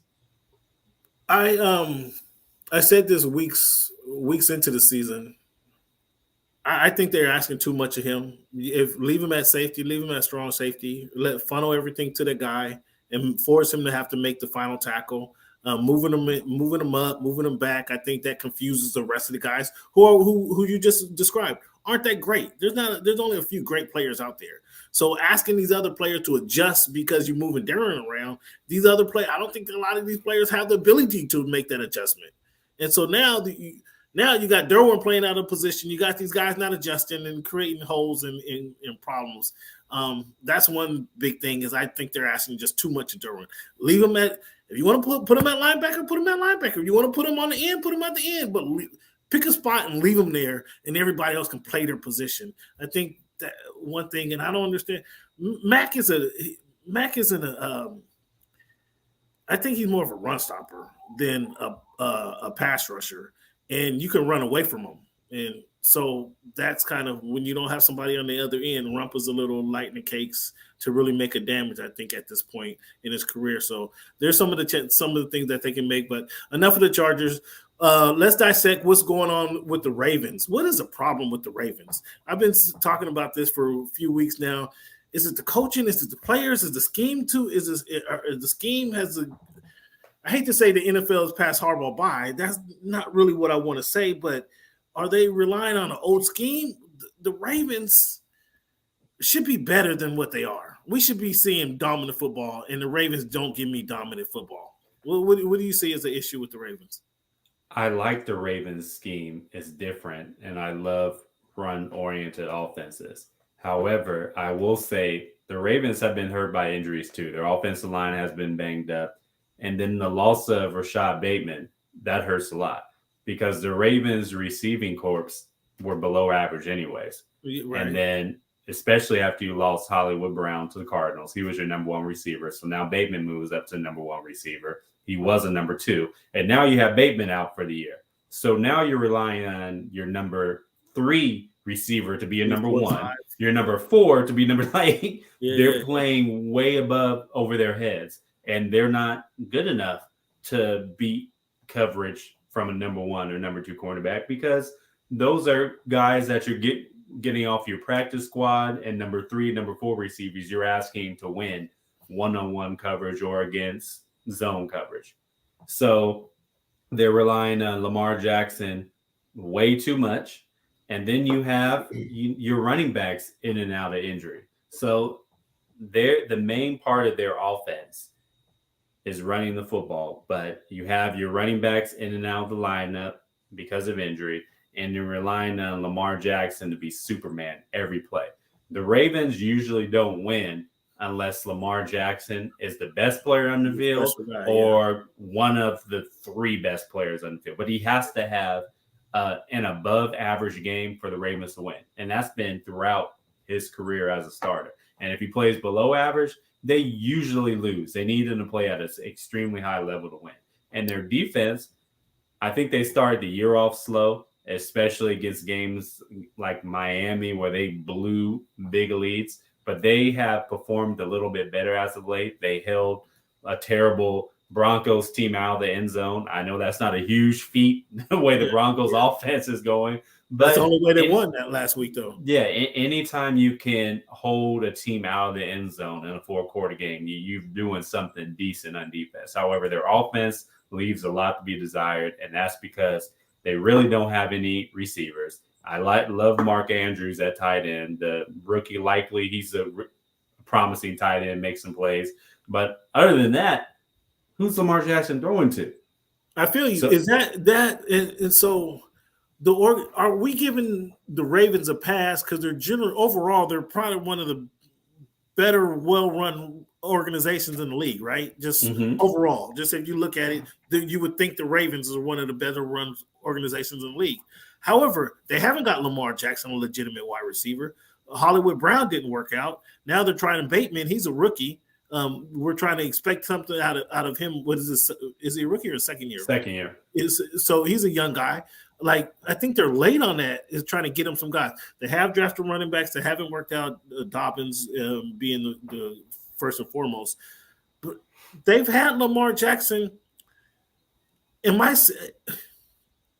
I say that, I mentioned this to you, Cleveland, a few weeks ago. When it's 3rd and 7, Lamar Jackson's not able to complete a slant pass to get it for that 9-yard route. He's not able to do that. And is that Lamar Jackson? Is that the talent? Is that coaching? I'm missing something there because I just can't understand why they're not consistently a better team. I think some of it. I said it earlier. The quick story is I've been really hard on Mike Tomlin for when he was dealing with Antonio Brown and then the running back. They weren't. I didn't think he was getting the best out of those guys. And I'm kind of seeing the similar thing out of Harbaugh. Well, I don't see we're getting the best football out of the Ravens. We're certainly not getting the best football we can get out of Lamar Jackson. Last season, he didn't finish the last 6 games of the season. This season, it came in a couple good games, and now we're seeing like we're tailing off right now towards the end of the season. Is this an organizational thing, Tyler? I don't think so. It'll be an organizational failure if they don't sign Lamar Jackson to a long-term lucrative contract. But if you look at it, again, it's hard to win in this league. The Ravens, they've been successful, but they says every week it's hard to win in this league. I mean, I mean, I agree with that. That's another subject though. But with the Ravens, they've had injuries at some key positions where it is hard to overcome. Last year, they were decimated by injuries. And this year, they lost their new number 1 receiver. They've lost their number 1 running back in Dobbins. Stanley's been in and out the lineup for injuries. I mean, that's your premier left tackle. It's hard to win in this league like that. The Chargers doing it. We just talked about them. They're dealing with the same thing, but they still have enough talent to win. And the Ravens, they've been able to keep things afloat because luckily they've been able to evade the injury bug on defense, but their offense has definitely suffered. Now, Lamar is going to miss at least this week, hopefully for the Ravens' sake and his sake. And I mean, the NFL's sake, he's back sooner rather than later, maybe next week or the week after that. But those problems are going to still exist because other than Mark Andrews and Isaiah Likely, there's nobody for him to throw the ball to. And that's the part where I want to bring into the indictment on the organization because there should be more talent there. You would think, and that's why I bring up the organization issue. If I'm the Ravens, I'm drafting for my first round pick. No questions asked. I'm drafting wide receiver. What do you know? No questions asked. What do you know about the reason that Lamar Jackson did not sign a contract at the beginning of the season? I applaud the man for having faith and confidence in yourself and say, "Hey, I'll be good. I'm gonna have a good season, as good as I've had, to where you're still gonna owe me." I'm 100% behind him. I like that confidence. However, Lamar. We're talking about $250 million. They didn't offer him $250 million. I'll tell you that right now. They didn't offer him that. I mean, if he'd have sat out at the beginning of the season, game 1, they had to go in deep in their pocket and pull out the lint to sign him because they, as you're telling, they have to do it this year. If he'd have did it, why was 100% healthy? I mean, he's deserving of that type of contract. But now that the season has gone as it has, he's injured, they're injured. They're not in a hurry to pay him top dollar. They should. Okay, they built the entire offense around him. Yes, you're right. You're absolutely. He's the face of the franchise. You're right. You're right. But with him as a face of a franchise, how far have they gotten? They've gotten to the playoffs. He's won a playoff game. He's won an MVP. A playoff game. The MVP, boy, that do what, 2016? He won MVP. that was I a mean, long you can't time take that away from him. I'm not trying to take it away from him. I'm just saying it was a long time ago. We're not talking about MVP like 2 years ago. I haven't seen MVP performance in a few years now. I mean, and you said that is true, but you said it yourself. He has to be great for them just to win a game. But is that his fault or the organization's fault? And that's what I'm saying. That's what I'm saying. Is it doesn't make sense now. We blow our wad paying him, and we can't really bring in these other talents. I don't know, man. It's a tough situation. It is, but it's a tough situation. It's a situation that every team faces, and I think Lamar Jackson and Ravens brass, they have to meet somewhere in the middle. Lamar Jackson has looked at Deshaun Watson's contract and like he's getting $230 million guaranteed. I'm more accomplished than him. He probably feels like he's a better football player than him. Yeah. And that's not even touching all the off the field issues Deshaun Watson comes with. So he's looking at that, and Deshaun Watson got $230 million. So Lamar is like, okay, you need to match that or do me better. And the Ravens are looking at it like that's an outlier contract. That contract is never going to be done anymore. And that shouldn't be the ballpark right there. And especially if you want to build around Lamar, it's going to be hard to build around your franchise quarterback when you're paying him in excess of $200 million. The Bengals are going to go through this too, because they got to pay Joe Burrow, but then T. Higgins is going to be out the door. Yeah, right around the corner. And guess who T. Higgins' agent is? Drew? The same agent as Deshaun Watson. Oh, wow. So T. Higgins going to get paid. Wow. Okay. So, it all plays, a role in that. So when the Ravens are sitting down with Lamar, they need to discuss that with him, but then also give him a fair price too, considering he is the face of the franchise. But then tell him, all right, the goal is, yes, we want to keep you here for long term. We want to pay you what you're worth. But then also that is going to have a domino effect on the rest of the roster. And if you want another receiver, we have to be able to pay him a pretty good penny too to come here. And then the offensive line, everything. And it's not, this conversation is not unique to the Ravens. All organizations have this. But Lamar has to realize that. And I think Joe Burrow is going to realize that too, and he's not going to ask for top dollar. And not saying Lamar is asking for top dollar. And Justin Herbert, they're going to have a conversation with him too. And okay, we got to pay X, Y, and Z as well, and we don't want to cut X, Y, and Z either. So can you take just a little bit less and not look at Deshaun Watson's contract as a North Star? Yeah. Speaking of those Bengals and Joe Burrow, how much they've beaten the Chiefs 3 of the last 3 in a row, right? The last 3 times they played them. I still think if the playoffs started next week, I would take the Chiefs over the Bengals. Where were you on the Bengals? I agree with you. I would take the Chiefs. However, the Bengals aren't scared of the Chiefs. They get up for the Chiefs. They know they can beat the Chiefs. They are very confident against that football team. Now, to me, it's a terrible matchup because the Chiefs like to play man-on-man coverage on defense, and you can't guard Ja'Marr Chase, T. Higgins, and Tyler Boyd man-on-man unless you have the best secondary in football, because they're the best trio on the outside. Yeah. And so you have to play zone coverage against them. And the Chiefs, for some odd reason, they don't like to play zone coverage, and they get beat. And Ja'Marr Chase and Tyler Boyd and T. Higgins didn't even really have a huge game. But when Joe Burrow needed them most, he found them. And then they couldn't stop the run either. So you can't stop the run. You can't stop the pass. It's a recipe for disaster. And then you have to win a turnover battle. Travis Kelce, he's a veteran in this league. He should know better. Stop fighting for an extra 2 or 3 yards and get down.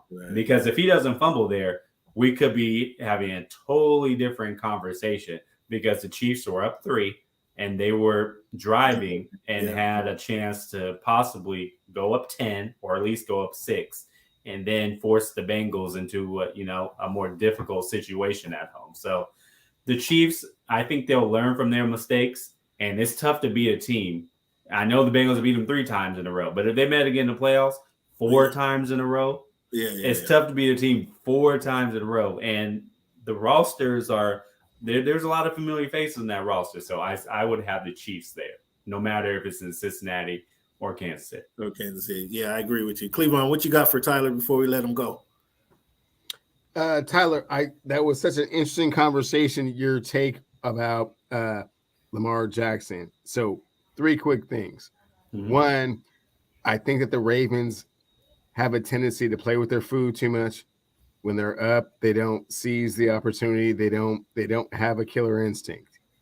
Secondly, I think there has been so much time, and me and Cam talk about this all the time. There's just too much film on what Lamar Jackson can't do, and you're able to exploit his weaknesses. That being said, the way that you guys were talking, and my mind just kept running, I think the 2 best places for him to be next year would be with either the San Francisco 49ers. I knew you were going to say that. You did. Can you feel it, right? You feel that, right? Any mobile quarterback will work wonders. Will work wonders, right? Because you can do so many things, and your passing efficiency doesn't have to be pinpoint. You don't got to be Aaron Rodgers just putting the ball right in your hands every time. Just somewhere in the general vicinity, right? Because of how your offense runs, right? Secondly, I think that the Carolina Panthers or the Houston Texans would want to give him the money and keep the pick. So they don't have to pick a quarterback. They can reinvent their organization with one of those top 5 picks with an explosive, extraordinary player, plus they already have a quarterback. Your thoughts on that? I like where you're going. First of all, the Ravens will never do that. They don't want to blow up their team. They think they're closer than a lot of people would assume. Lamar Jackson in San Francisco will be must-see TV. I would ask USA Today to send me the all San Francisco 49er game.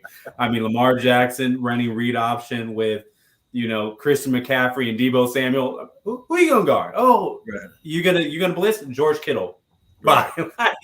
that would be amazing. But that too good to be true. That's like Michael Jordan playing with LeBron and Kobe. We're not gonna see it. Let's not think about that. I do like also where you're going. Say if the Houston Texans got the number 1 overall pick, trading the number 1 pick for Lamar Jackson, I think it'll be. The Ravens will ask for more than that, surprisingly enough. And I don't think the Ravens would do that. But if I'm Houston, I do that because you know what you have in Lamar and Bryce Young, CJ Stroud. You don't really know. They're not a guarantee. We think they're going to be good, but they're not a guarantee. Carolina, that's the one I don't like. I think Carolina is further away than a lot of people think, more than their record would indicate. I do like DJ Moore. I think they have, some talent on defense, but they still are, I don't like their offensive line. Without Christian McCaffrey, who's running the football for you. So I don't really like that pick. I think really going back to my original point, Lamar Jackson and the Ravens need to have an honest conversation in a room with him and his mom, because he doesn't have an agent, and whoever advises him, and Ravens ownership, Harbaugh, and all the decision makers, and have an honest conversation about the direction of the franchise and where Lamar Jackson sees himself in the near future and 5-10 years down the road. Because eventually also, not many people are talking about this, Lamar Jackson is going to have to change a little bit and adapt to his age. And this is kind of to my point of him not able at this year, 6 years in the league, 5 or 6 years in the league, he's not able to just make plays. Like 3rd and 7, make a play, get a first down. Like, and we're not talking about roll out and run for the ball. Hit your receiver in stride. Make these receivers that you do have out there, make them better. I haven't seen that from Lamar Jackson. That's a whole we belabored that one too long, but I thank you for your feedback. Speaking of those same Niners, though, Jimmy G may not have to get surgery, so he might come back. As a Dolphin fan, it was frustrating to see Mr. Irrelevant just riddle my team. Like, we made no adjustments. We just kept coming for him. I mean, I understand you blitz the quarterback, but why not throw – hey, you blitz him 4 plays in a row. Why not just drop back this time? Why not just drop back? Just for see what happens. See how he reacts. My team wasn't able to do that.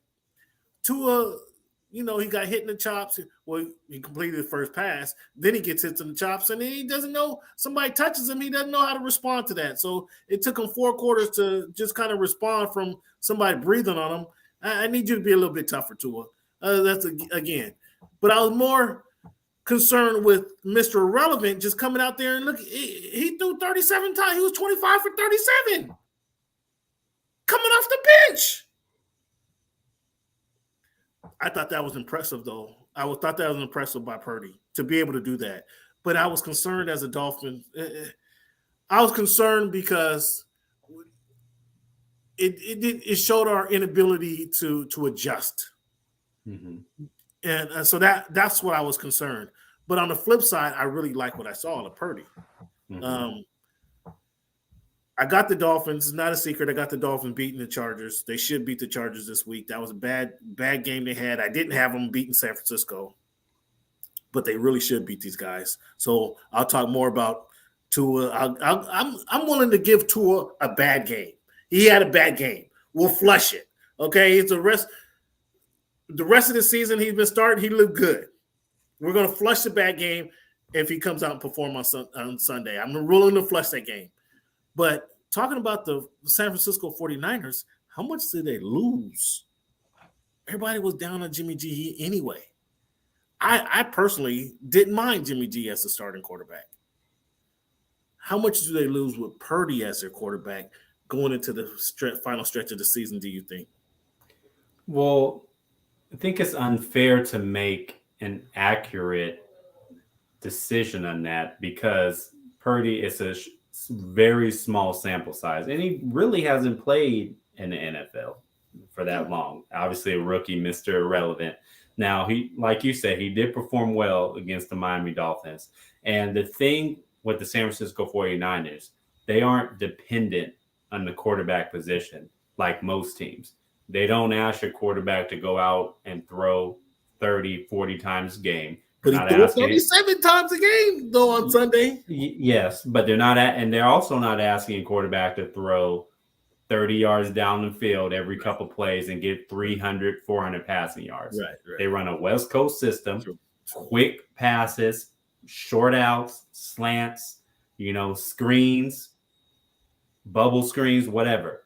They're not asking your quarterback to do a whole lot. So if Brock Purdy could continue to do that, not turn the ball over, the 49ers would be successful. Because really, that's all they asked Jimmy G to do. Every now and then, Jimmy G threw maybe a seam route 20 yards down the field or a post. But that was few and far between. Sure. Jimmy G was not throwing no deep go routes. Never. The 49ers aren't going to ask them to do that. Now, they asked Trey Lance to do it. That's why Kyle Shanahan was so enamored with Trey Lance. Got a big arm, he can expand the offense. But with Jimmy G, kind of like Brock Purdy. Brock Purdy does not have a big arm. They kind of play similar. It's just not many people have seen Brock Purdy. But from talking to the players and hearing the players in press conferences and practices, he plays similar to Jimmy G. Can get outside the pocket a little bit. He's not a scrambling quarterback, but he has some mobility and he can make some plays. And so as long as he can do that, and not be loose with the football, fumble, interceptions, I think the 49ers would be fine because, like I said, they're not dependent on the quarterback position. He looked to me, he looked like he had some confidence. It looked like he had a little swag to him. He played better than Tua, say it.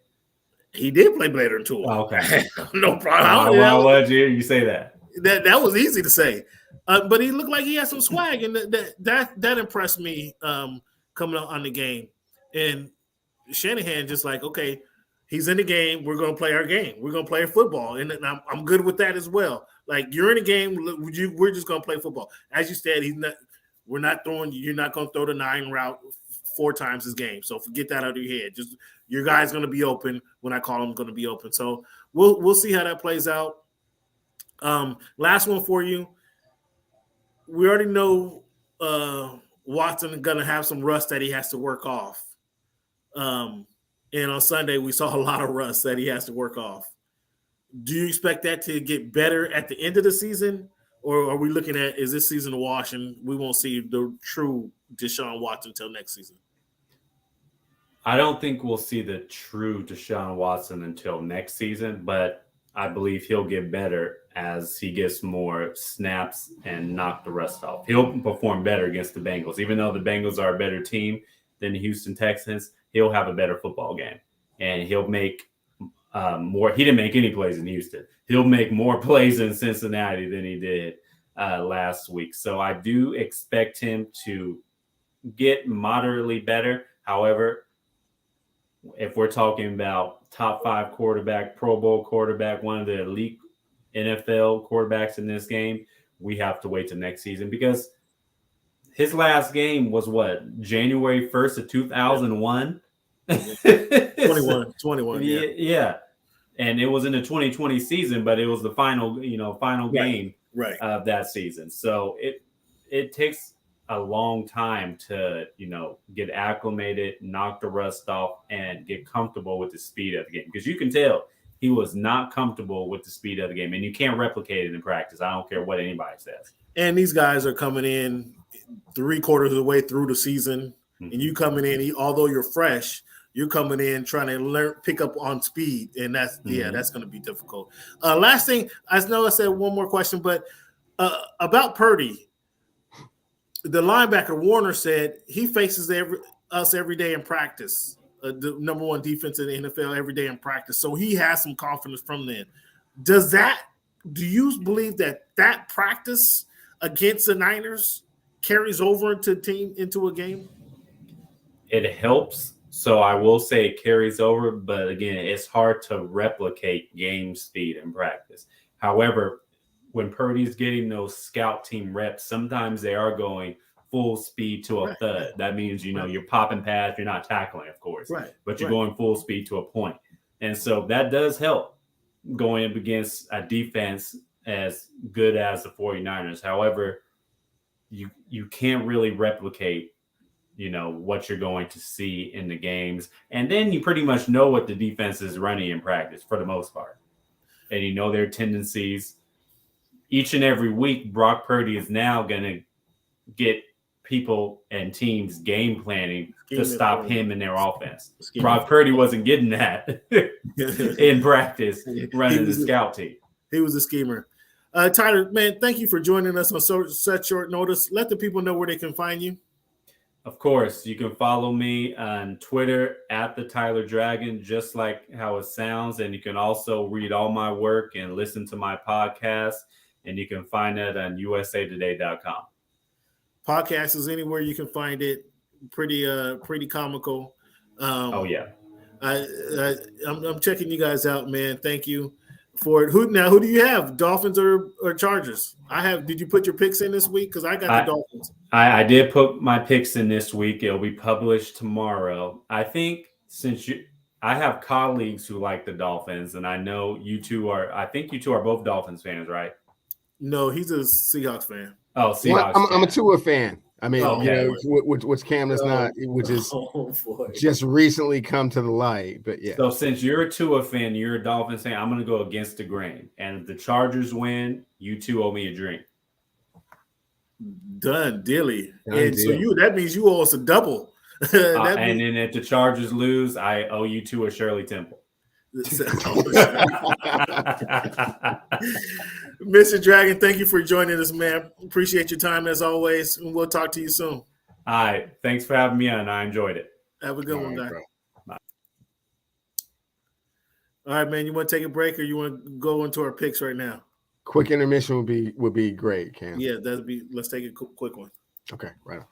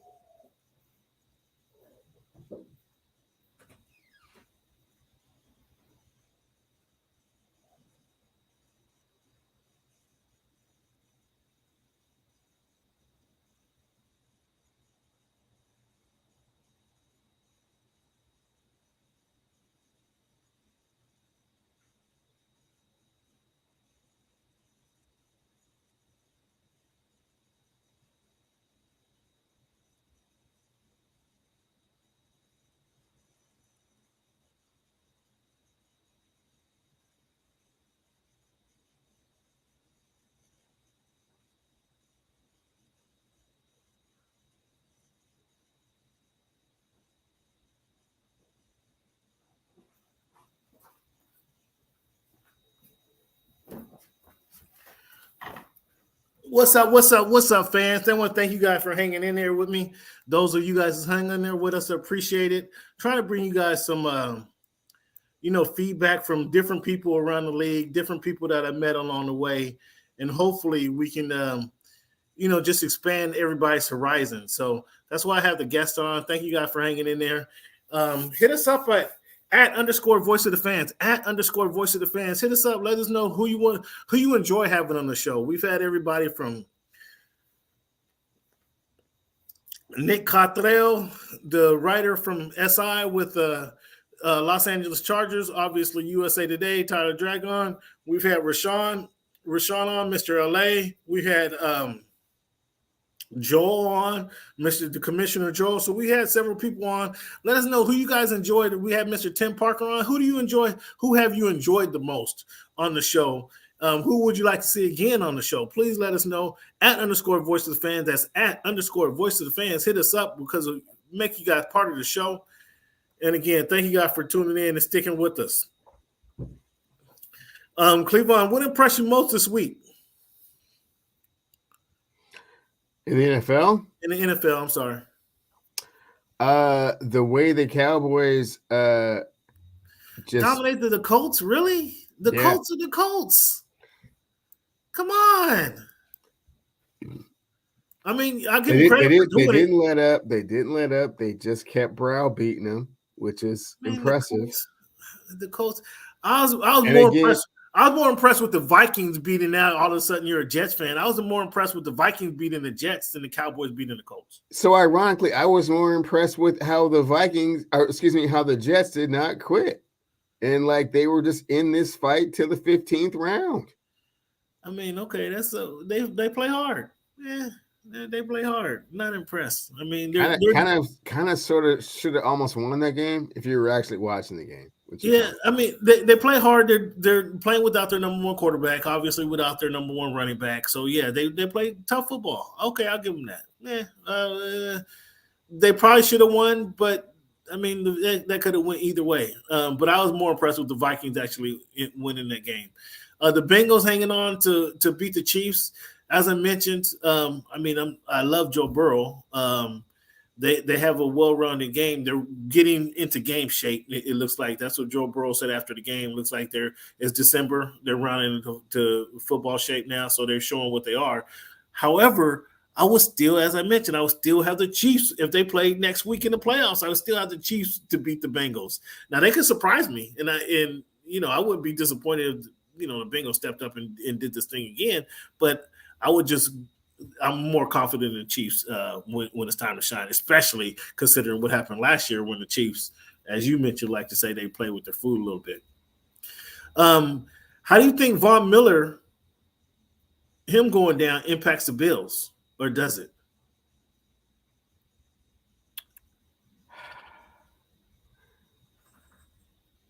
It's huge, but it's huge, but it won't be.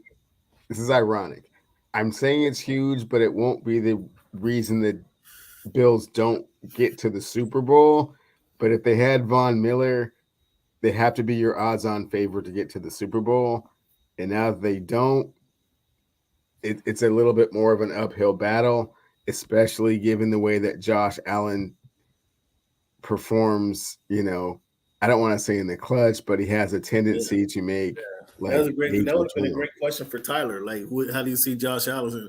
Is he seeing the same things? I think I don't think it's as huge as you just put it there. They were a top 5 defense last year without him. So now that you having him, he makes you. He's a guy that you have to account for in that fourth quarter, late in the fourth quarter. You have to account for him, and not having him now, you don't have that fear of him, shutting things down from a defensive standpoint. So that kind of changes things a little bit. Eagles continue their run; they dominate the Titans. Let's get into our picks, Cleveland. How did you feel about the Dolphins loss to the 49ers? I mean, Mr. Tua fan? Don't think they should have. I think they should have won that game. I mean, they got waxed. It wasn't close. That's what I'm saying, Cam. I don't think that they should have lost that game, especially after Jimmy G went down very early in the game and the Dolphins started out, up 7-0. So the fact that they lost that game is a little concerning. I was, as I mentioned earlier, I was more concerned that the defense just couldn't adjust. I mean, they just kept coming after the young kid. And when the young kid, he showed he wasn't rattled. They just continued to come at him. Throw a zone in there every now and then. Just mix it up on the guy. Don't give him the same look at time after time after time. And with them, their inability to adjust is kind of fearful. Kind of frightening, actually. And as I was saying, I'll give Tua this one game. I've been hard on Tua. He's had a tremendous season thus far. I'll give him one bad game. Okay, one bad game. We saw a lot of overthrows. We saw a lot of short passes, a lot of quick passes. And then you touch Tua, he can get rattled. That's I've seen that. Did you see that? You start breathing on Tua. Tua's going to get rattled. And it is rattled in the sense that, as I mentioned when I brought up the video several weeks ago, when he got hurt against the Bengals, if he'd have just got rid of the ball, that whole play didn't have to happen. But Tua, if a big play's not there, he's going to hold on to and waiting for a big play to happen. That's him. That's his nature when he gets rattled, to hold on to the ball. And now we're taking unnecessary sacks and. We're behind the sticks, and it was a mudslide that began there. So it was a bad look. Cleveland, this past week, you had the Dolphins beating San Francisco. I had the Niners. You had Atlanta over Pittsburgh. You want to talk about that? You want to explain? I mean, you were expecting them to cover. Is that what you had? I was expecting to cover and win. I certainly thought that Pittsburgh, having beaten the Colts, by 3, was not, super extravagant. And I thought that going on the road for a second time was, not going to happen. I had Green Bay. The Bears, we didn't know who was starting for the Bears at quarterback. I had Green Bay, and they just edged it out. You had Minnesota beating the Jets. You picked Minnesota. Now you talking about how the Jets caught your eye all of a sudden, huh? Yeah, because they should have won that game. I watched that whole game. They should have won that game. I had the Jets winning that game. They lost. You had Minnesota, and Washington. You had Washington over the Giants. Oh, I gave you a point for that. I need to take that point off the board. Because that ended up being a tie. That ended up being a tie there. It looked like it was a competitive game.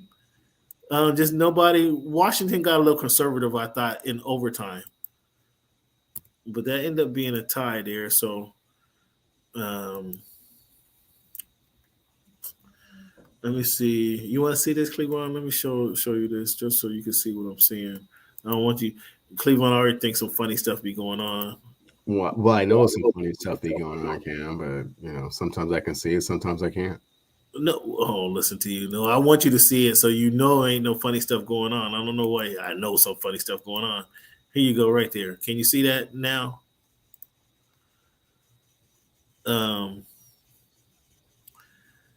Here we are again. Washington, I just changed that, so that's 0-0. Philly, Tennessee, KC, we lost that one. I had the Chargers over the Raiders. You had the Raiders over the Chargers. What gave you confidence that the Raiders going to win that game? I saw the way Josh Jacobs finished the game against the Seahawks, and I was made to be a believer. Now, shoot, Tyler just dropped the bomb. Said Josh Jacobs is essentially going to be on the blocks next year. Are you with Tyler on that one? Yeah, I think it was a little too late. I mean, he has not proven to be someone that you can rely on. He has his moments, his flashes of brilliance, which are great, but it's not sustainable. I don't feel. I wouldn't give him $20 million a year. No, $20 million but someone else will. $20 million a year is someone will give him $20 million a year and be like, "Wow, we got our running back of the future." He's not gonna get $20 million a year. He's gonna get 12 to 15 a year. Yeah, 12 or 15 a year. And again, I'd have to talk to Waller or Renfro. It's like, yo, fellas, we got to keep this dude. So here we go. I was surprised by that. Cowboys. There's your Cowboys in the Tampa Bay. Were you surprised by Tampa Bay? And I guess that was a question I should have asked you earlier. Worst loss, the Saints' last-minute loss to the Bucs. Were you surprised by that? Not really surprised. I mean, again, I thought Tampa Bay was going to win the game, so the fact that they came back and did it, not so much. New Orleans isn't really, anything to write home about. So, I mean, they had that game won though. So here we are, Cleveland. What is it, week 14? The week going into week 14, 62% overall with our picks against the spread and our picks. I'm horrible. My picks against the spread is 40%. That's embarrassing. That is absolutely embarrassing right there. Picks against the spread for the season, fans, is embarrassing. I apologize to that. But however, I'm not. I mean, that hasn't sunk me all season because Cleveland hasn't been much better. But my picks against the spread are atrocious. Here's where I was dominating at one point, but Cleveland been pretty good the last few weeks here. Confidence picks: Seattle, Cleveland, Green Bay, Buffalo, and Dallas all got me some points. Cleveland, Seattle, Detroit, Baltimore, and Dallas got you some points. Baltimore, that was a narrow win right there. That was a close one. You were on the pins and needles right there, huh? Sure was. Man, my goodness. Should have trucked the Broncos. They did not. Going into this week here, we both got the Dolphins. We both got the Raiders, Buffalo, Dallas, Cincinnati, Buffalo, Minnesota, Tennessee. Which game do we disagree on? We agree on every game. I just got the Patriots and you don't, from what I can see. I'm going with the – now, okay, here's one of your theories. Traveling the East Coast team, traveling to the West Coast. And I don't think the Cardinals are as bad as their record is. And I think they can beat the Patriots. The Patriots might start looking toward next season and start playing some young guys. They might start playing some young guys to see who they got. So that's going to be that's a big game next week. Monday night is a big game out there. I got Miami. You got the Jets minus. Come on, Cleveland. You think Plus the Jets? 9. You think the Jets is going to win or just cover? No, you think they're just going to cover. Okay, I see. Let's see. You got Detroit. Did I take Detroit? I started to take Detroit. I went the other way. I'm Minnesota on that one. Arizona, as you see, you got Pittsburgh again. Your confidence in Tomlin. Okay, there's your confidence picks. So here's our last week was our supremacy rankings, and see how it changed this week here. Cincinnati makes Cleveland's list for the first time all season. Minnesota vaults all the way to 2 over when you say they should have lost. You said that you coming out words out of your mouth say they should have lost, but you have them at number 2. Want to talk to the people about your love for Kirk Cousins all of a sudden? Should have lost, but they didn't. They found a way to win. So when Sauce Gardner held your dude to 45 yards and a touchdown. Who's my dude? Jefferson. You don't know who your dude is? I don't know who you're referring to. No, man. Don't be doing all that backhanded, underhanded stuff and then get all coy. I don't know who you referring to. No. We're in front of the fans, Cam. I mean, don't do that.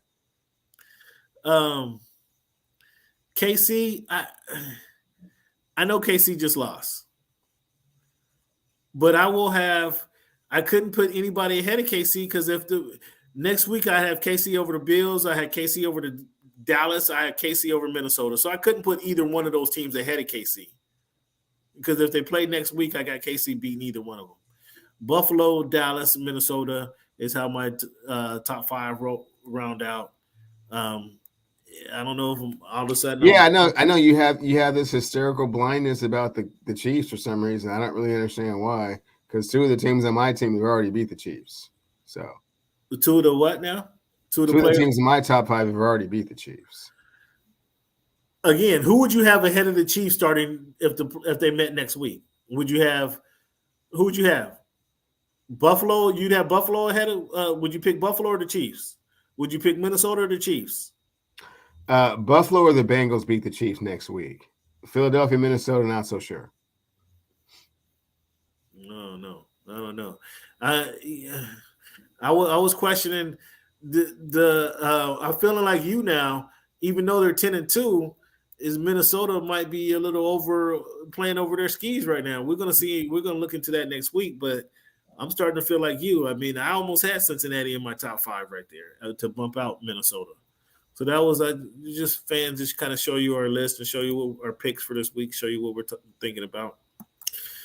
Cleveland, NBA storylines. Trae Young versus Nate McMillan. Big deal, no deal? Big deal because you always got to keep the talent. The coach has to go if it gets too bad.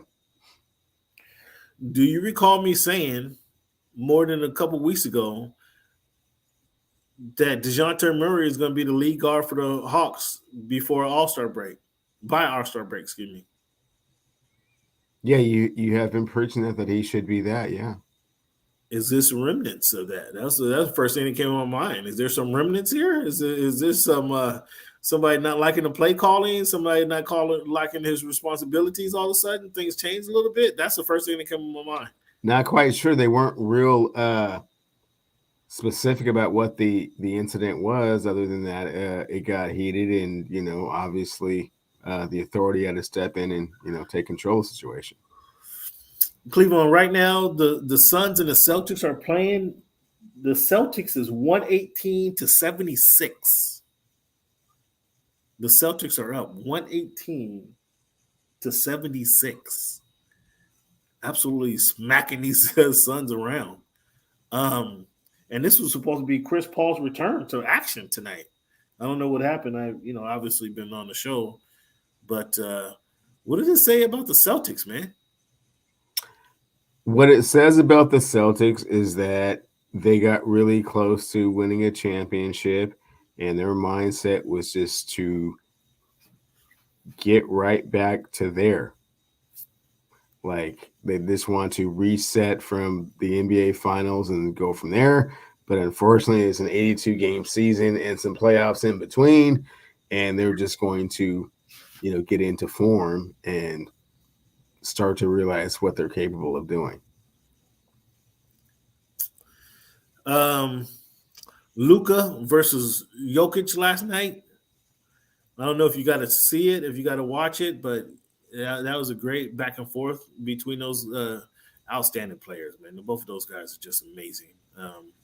Jokic with his size and what he can do, and Luka is just Luka. No, that was a fun game to watch. It didn't matter who won. Dallas ended up winning that game, but to me, it didn't matter. It was just a joy to watch. Donovan Mitchell put up 43 on your lowly Lakers. What do you think about Donovan Mitchell?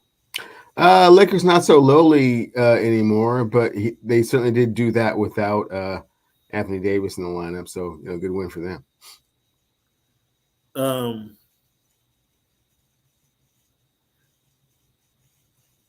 The Lakers not so lowly. The Lakers are still like in 13th place. So what are you talking about? What, by half a game, or what are you talking about? I'm talking about that they're not. You say not so lowly. I mean, where do you have them? I have them making the playoffs, which you didn't have previously. So, you have them now. You have them getting into the playoff race. Contingent upon Anthony Davis staying healthy and continuing to put up monster numbers. So sorry, I forgot. Probably that 55-17 wasn't impressive to you, just like the 36-21 wasn't impressive to you. It was just like that was like 3 weeks ago. What are we talking about? 2 days ago, he went for 55-17. Okay, today he's out with the sniffles. I mean, what do you want to do with that? He got the sniffles and he's sitting down. If he takes a NyQuil. If he takes a NyQuil, he'll be fine and capable of going for 55-17 again. Oh, so nobody in the Lakers world knows about to get Anthony Davis some NyQuil or some Theraflu? Wasn't sure it was coming on. Whatever happened, Cam. But once he gets healthy, again, somebody capable of 55-17 might walk on the court. I mean, you might want to see that guy in the court. I mean, do you want to see Kawhi? I mean, Kawhi played. He played tonight. Oh, did he? Oh, he played tonight. He played tonight against Paulo. Wow. Is this his third game of the season? Paulo put it on him down there in Orlando. Is this his third or fourth game of the season? I can't recall. It might be his fifth. I can't count that low. Might be his fifth game. Smart ass. Oh, okay. But he and Paul George did play tonight. Although they shot. Oh, great! They both played. 7 for 35, and they won, right? They lost. That's what I'm telling you. Oh, they both played and they lost. Yes. Oh, Paulo had 23 points on 5 made buckets versus the Clippers. Wow. Like he had 5 made buckets and 23 points. So it tells you he's getting to the line, right? Because all those like 3-pointers. So it tells you that he's getting to the line and that they can't stop him. If he was warm, if he had any continuity down there, he'd be a terror. What's your thoughts on the mid-season tournament? So it sounds like there's going to be a mid-season tournament spring up upon us on the in the NBA. Maybe not this season, but next season. What's your thoughts on this mid-season tournament? Trying to be like soccer, to have this mid-season. What do you think about this? Love it. Do you really? Let's see who you are. Let's see what you're talking about. And because what's the incentive for the winners of this mid-season tournament? Tell me that. To establish their presence of authority. I don't know if there's any additional point. I don't exactly know how the scoring works with regards to the actual true benefit of it. But I mean, just from a mental mindset standpoint, yeah, you feel better about yourself if you win the mid-season tournament. Know where you're at. What? It's a mid-season. This is a midterm report. Did you study for your midterm? Yeah, because it was important. It's you only get 2. You get the midterm and the final. So I don't know, man. I think this is Adam Silver setting us up for this little mid-season tournament. They're changing these. They have a new NBA most season regular season wins award. Like, what is this all about? And now they're talking about having a potentially Michael Jordan having or the players winning a Michael Jordan award when they win the mid-season tournament. I just don't think it's BS. It's either a cash grab. What is your incentive? So you're going to take the top 4 teams from each division. So you have an 18 tournament. Yeah, you have an 18 team tournament. And what does the rest of the team do? The teams do. So while you have this 18 tournament playing for this mid-season championship, what are other teams doing? Are they just chilling out? Is this vacation time? Is Cancun? Like, are they relaxing? Or they're while these teams are, playing. Well, there's another 22 teams, right? That aren't doing anything. That's what right? I'm asking you. What are these other teams doing? So I mean, obviously, there's got to be an additional incentive. Maybe you like plus 2 points, and if you plus 2 fall points to a certain threshold, yeah. So I don't know how the scoring is going to work, but maybe like the winner gets like an additional 2 points. So say you were you were 2 games behind the number 1 seed in the West, but you won the tournament, so those 2 points usurp that, and now you're the number 1 seed. Oh, come on. Something like that. Stop it. So you have a team like who's playing hot Utah, who started the season, or the Kings. Let's use the Kings, for example. They're 2 games out of first right now. Okay. The Kings right now killing it, right? Mm-hmm. So the Kings, Sacramento Kings get into this midseason tournament. They win this midseason tournament. Did that solidify a space in are they automatically at worst a top 8 team, at best a top 4 team? No, but say, for example, they were number 9, but they were only 1 game behind the 8 seed, but they got that win. So that plus 2, usurps the 8 seed, and now, they're in. So Cleveland, using that logic right there, so we have the Kings who just get off to a hot start in the beginning of the season, play through February, and they end up winning this felonious midseason tournament. Now they tail off. De'Aaron Fox get hurt for a month, 2 months. Mm-hmm. They tail off. Because they won this midseason tournament 3 months ago, you're telling me they can use the point from then to usurp Minnesota, who's been on a tear, who's been on a tear to get to the 9th place team. Minnesota has 2 games behind, or Sacramento, the Kings are 1 game behind them, 2 games out of being in the playoff spot. Their playoff, now those 2 points or 2 games can bump them ahead of Minnesota, who's been on a tear this last 2 months just to get into playing tournament contention. Yes. You're looking at the Sacramento Kings from what they did 3 months ago in this tournament to prop them up into the playoffs. You're saying that's good. That sounds like garbage to me, bro. It sounds like garbage to me, Cleveland. We'll see how that happens. Hopefully, Adam Silver has a more clear explanation of the benefits of this midseason tournament than I just explained, but that sounds like garbage to me. The leaders in the NBA leaders right now, this point through the season, Luka averaging 32 points, 32.9 points a game, almost 33. Halliburton is the only player to average double-digit assists this season. And then you have your boy Anthony Davis, even though he's out with the sniffles tonight, he leads the league in rebounding per game at 12.3. And then Brook Lopez leads the league in blocks. What's more impressive to you? Halliburton's assist average, Luka's 33 points a game, or Anthony Davis's 12.3 in the few games he played this season? Halliburton way more impressive because there's way more flashy, accomplished point guards that you would think would be leading the league in assists that are not. Yeah, and Halliburton, he's the only one with double-digit assists. Impressive at that. With that being said, too. Fans, real quickly, let's talk about this week in history. Got some things we want to talk about. The Montgomery bus boycott initiated by the actions of Rosa Parks, Cleveland, started December 5th, 1955, here in Montgomery, Alabama, obviously. 12/10/1964, Dr. Martin Luther King Jr. was awarded the Nobel Peace Prize. On 12/12 in 1900, the National Negro Anthem was composed by James Weldon and Rosamond Johnson.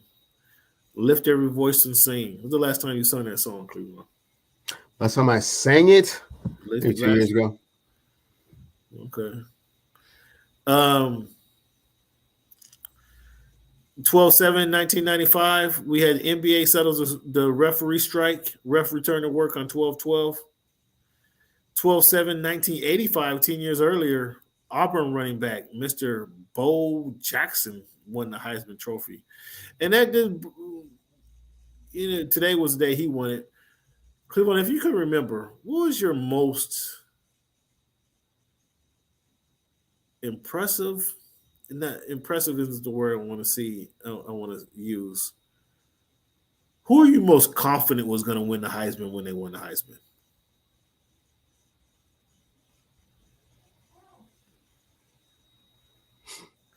Barry Sanders, when he got his chance, it's crazy he was playing behind Thurman Thomas. And I mean, do you know who was playing in front of Thurman Thomas? Randy Harmon was played in front of Thomas, who actually went to the Bills as well. If you remember, he missed a pass in the championship game that would have put him in the Super Bowl. But yeah, that Thurman. I mean, Barry Sanders when he got the chance, he opened the season I think with a kick return, and then had 250 yards on the ground. And they said, "Okay, that's the end of your punt returning duties. you're the man now." But I was for sure he was going to win the Heisman like in September. And so I was just asking, like, who were you most confident was going to win the Heisman?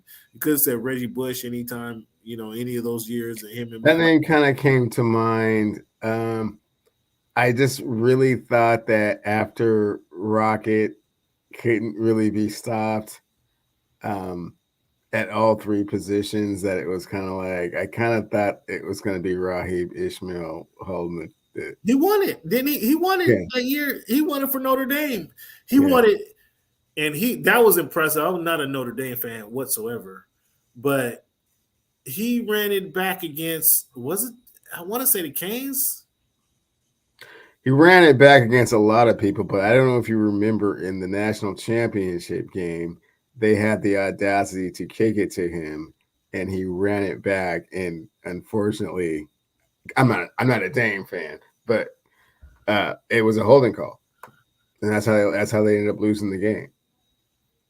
Like he was like the first person that I realized that, like, you don't kick it to that. You don't kick it to him. Like that year, Bo Schembechler and Michigan were like, "Oh, we'll kick it to anybody. We got our coverage." And it was one. I forget exactly who it was, but I was like, that was the only way they were going to win is if he returned the kick, and they kicked it to him. He returned the kick, and I was like, damn, like he's going to win this. He's going to win the Heisman because of that game right there. So that was I just brought that up obviously because anniversary of Bo winning his. CBS. A few years before you and I were here, but CBS introduced the first ever instant replay in the Army Navy game back in 1963. Back in 1963 on this day, 1963. Man, fans. Oh, we got one more segment. We got one more segment, fans. I don't want to leave. Can't leave you guys hanging like this. We talked about everything, man. From Dion, I had a good conversation with Tyler about Dion, a good conversation about the Chargers and all the NFL topics. Just jump into our NBA topics. But right now, we got Stump Cleveland, fans. Yes. Try that. What you got? Now, you said you were impressed by the Cowboys, right? And what they did on Sunday. 33 points in the fourth quarter, tied for the second most in the NFL history. Who was number one? And a bonus point if you can say who they tied for with number two. Who was number one for the most points in NFL history in a quarter in NFL history?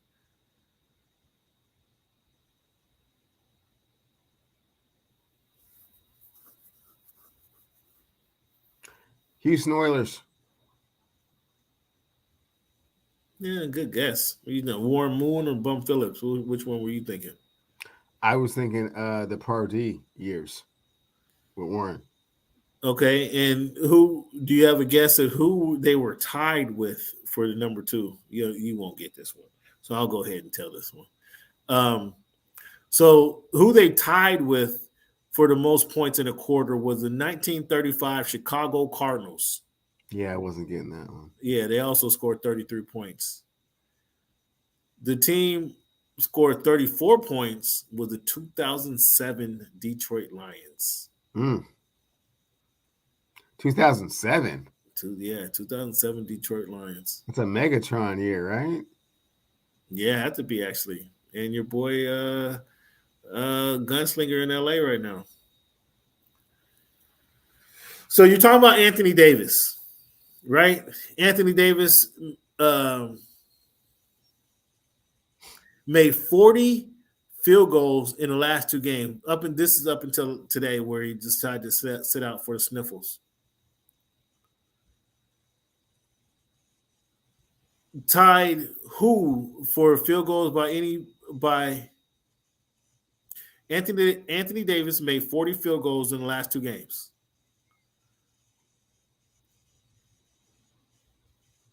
Somebody did it twice.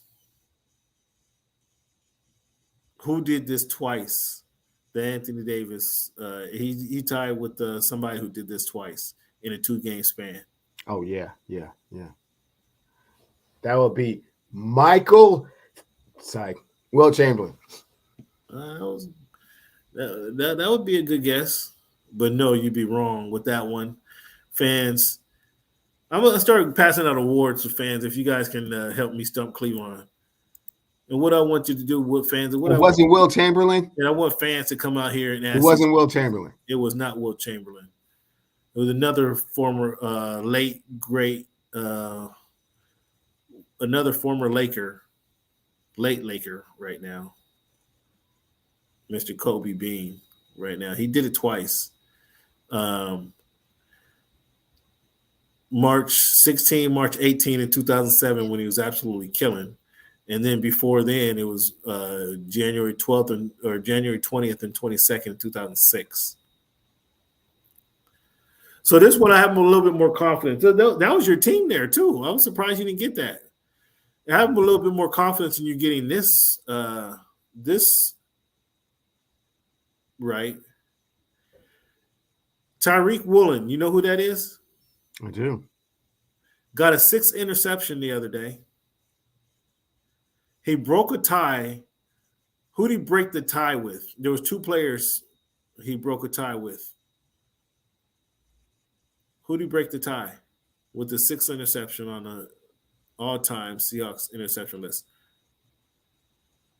Well, excuse me. I'm sorry. I take that back. I'm sorry. I misread the question. Tariq Woolen, you know who that is, got a 6th interception in his rookie year. Who did he tie for the most interceptions in the rookie year? For the Seahawks or just in the league all time? Well, with the Seahawks. Oh, Rich. Who's that? Richard Sherman. Okay, he tied 2 players. Dave Brown, the other one. No. Earl Thomas, 2010, and Michael Bulwer, 2004. I don't remember Michael Bulwer being like that interception or pickoff artist. I don't remember that. Okay. So LeBron James and Russell Westbrook had 11 assists and 0 turnovers.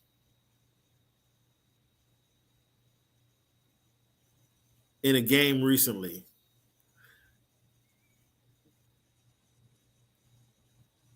Only one other duel has had that stat line.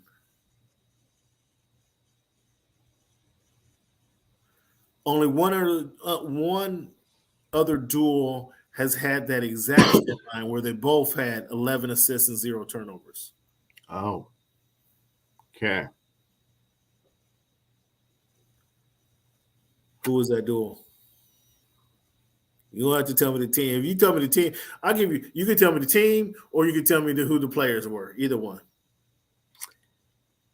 2 players had 11 assists and no They turnovers. played for the same team. They played on the same team.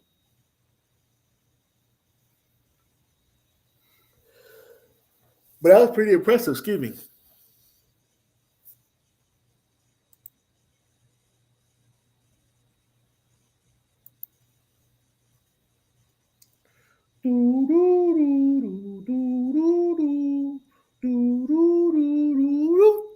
Boston Celtics. The Charlotte Bobcats. DJ Augustine and Boris Diaw. That's what this is. Stump. This is Stump. That's a good stumper. I was never going to Boris Diaw and DJ Augustine. That's a good one. The Stump Cleveland, bro. I tell you, boy, we can You gotta dig deep. You gotta dig deep. We can do it every time. And we can do it every week. We can do it every week. Though. You gotta dig deep, though. You gotta dig the Boris Diaw and DJ Augustine. Hey, man. If I'm gonna call it out like this, we gotta go deep, man. We gotta go. You deep. got me. You stumped me on that one. You did. All right, man. Fans, thank you guys for tuning in. Cleveland, thank you for being a part of the show. Before we go, we're gonna end you with this quote. It's not the size of the man, but the size of the heart that matters. Who said that, Cleveland? That sounds like some Joe Paterno type stuff. It's not the size of the man, but the size of the heart that matters. That was from Mr. Evander Holyfield. Oh. When he's preparing for his his big mega fight. Fans, want to thank you for participating in the show, fans. If you find it in your heart to donate to the show during this holiday season, please $ at Voice of the Fans on the Cash App. $ at Voice of the Fans on the Cash App. Reach into your pockets, reach into your sofa, pull out some change, send it to us, man. We need new mics. It's 45 cents. If it's 45 cents, cash. Yeah, we need some new mics. Need some editing software. Fans, help us out during this holiday season. And we wish all you the very best. And thank you guys for sticking to us with the show. Cleveland, have a great week, man. We'll do this again next week. Right on, bro. Looking forward to it. Thank you, Chief.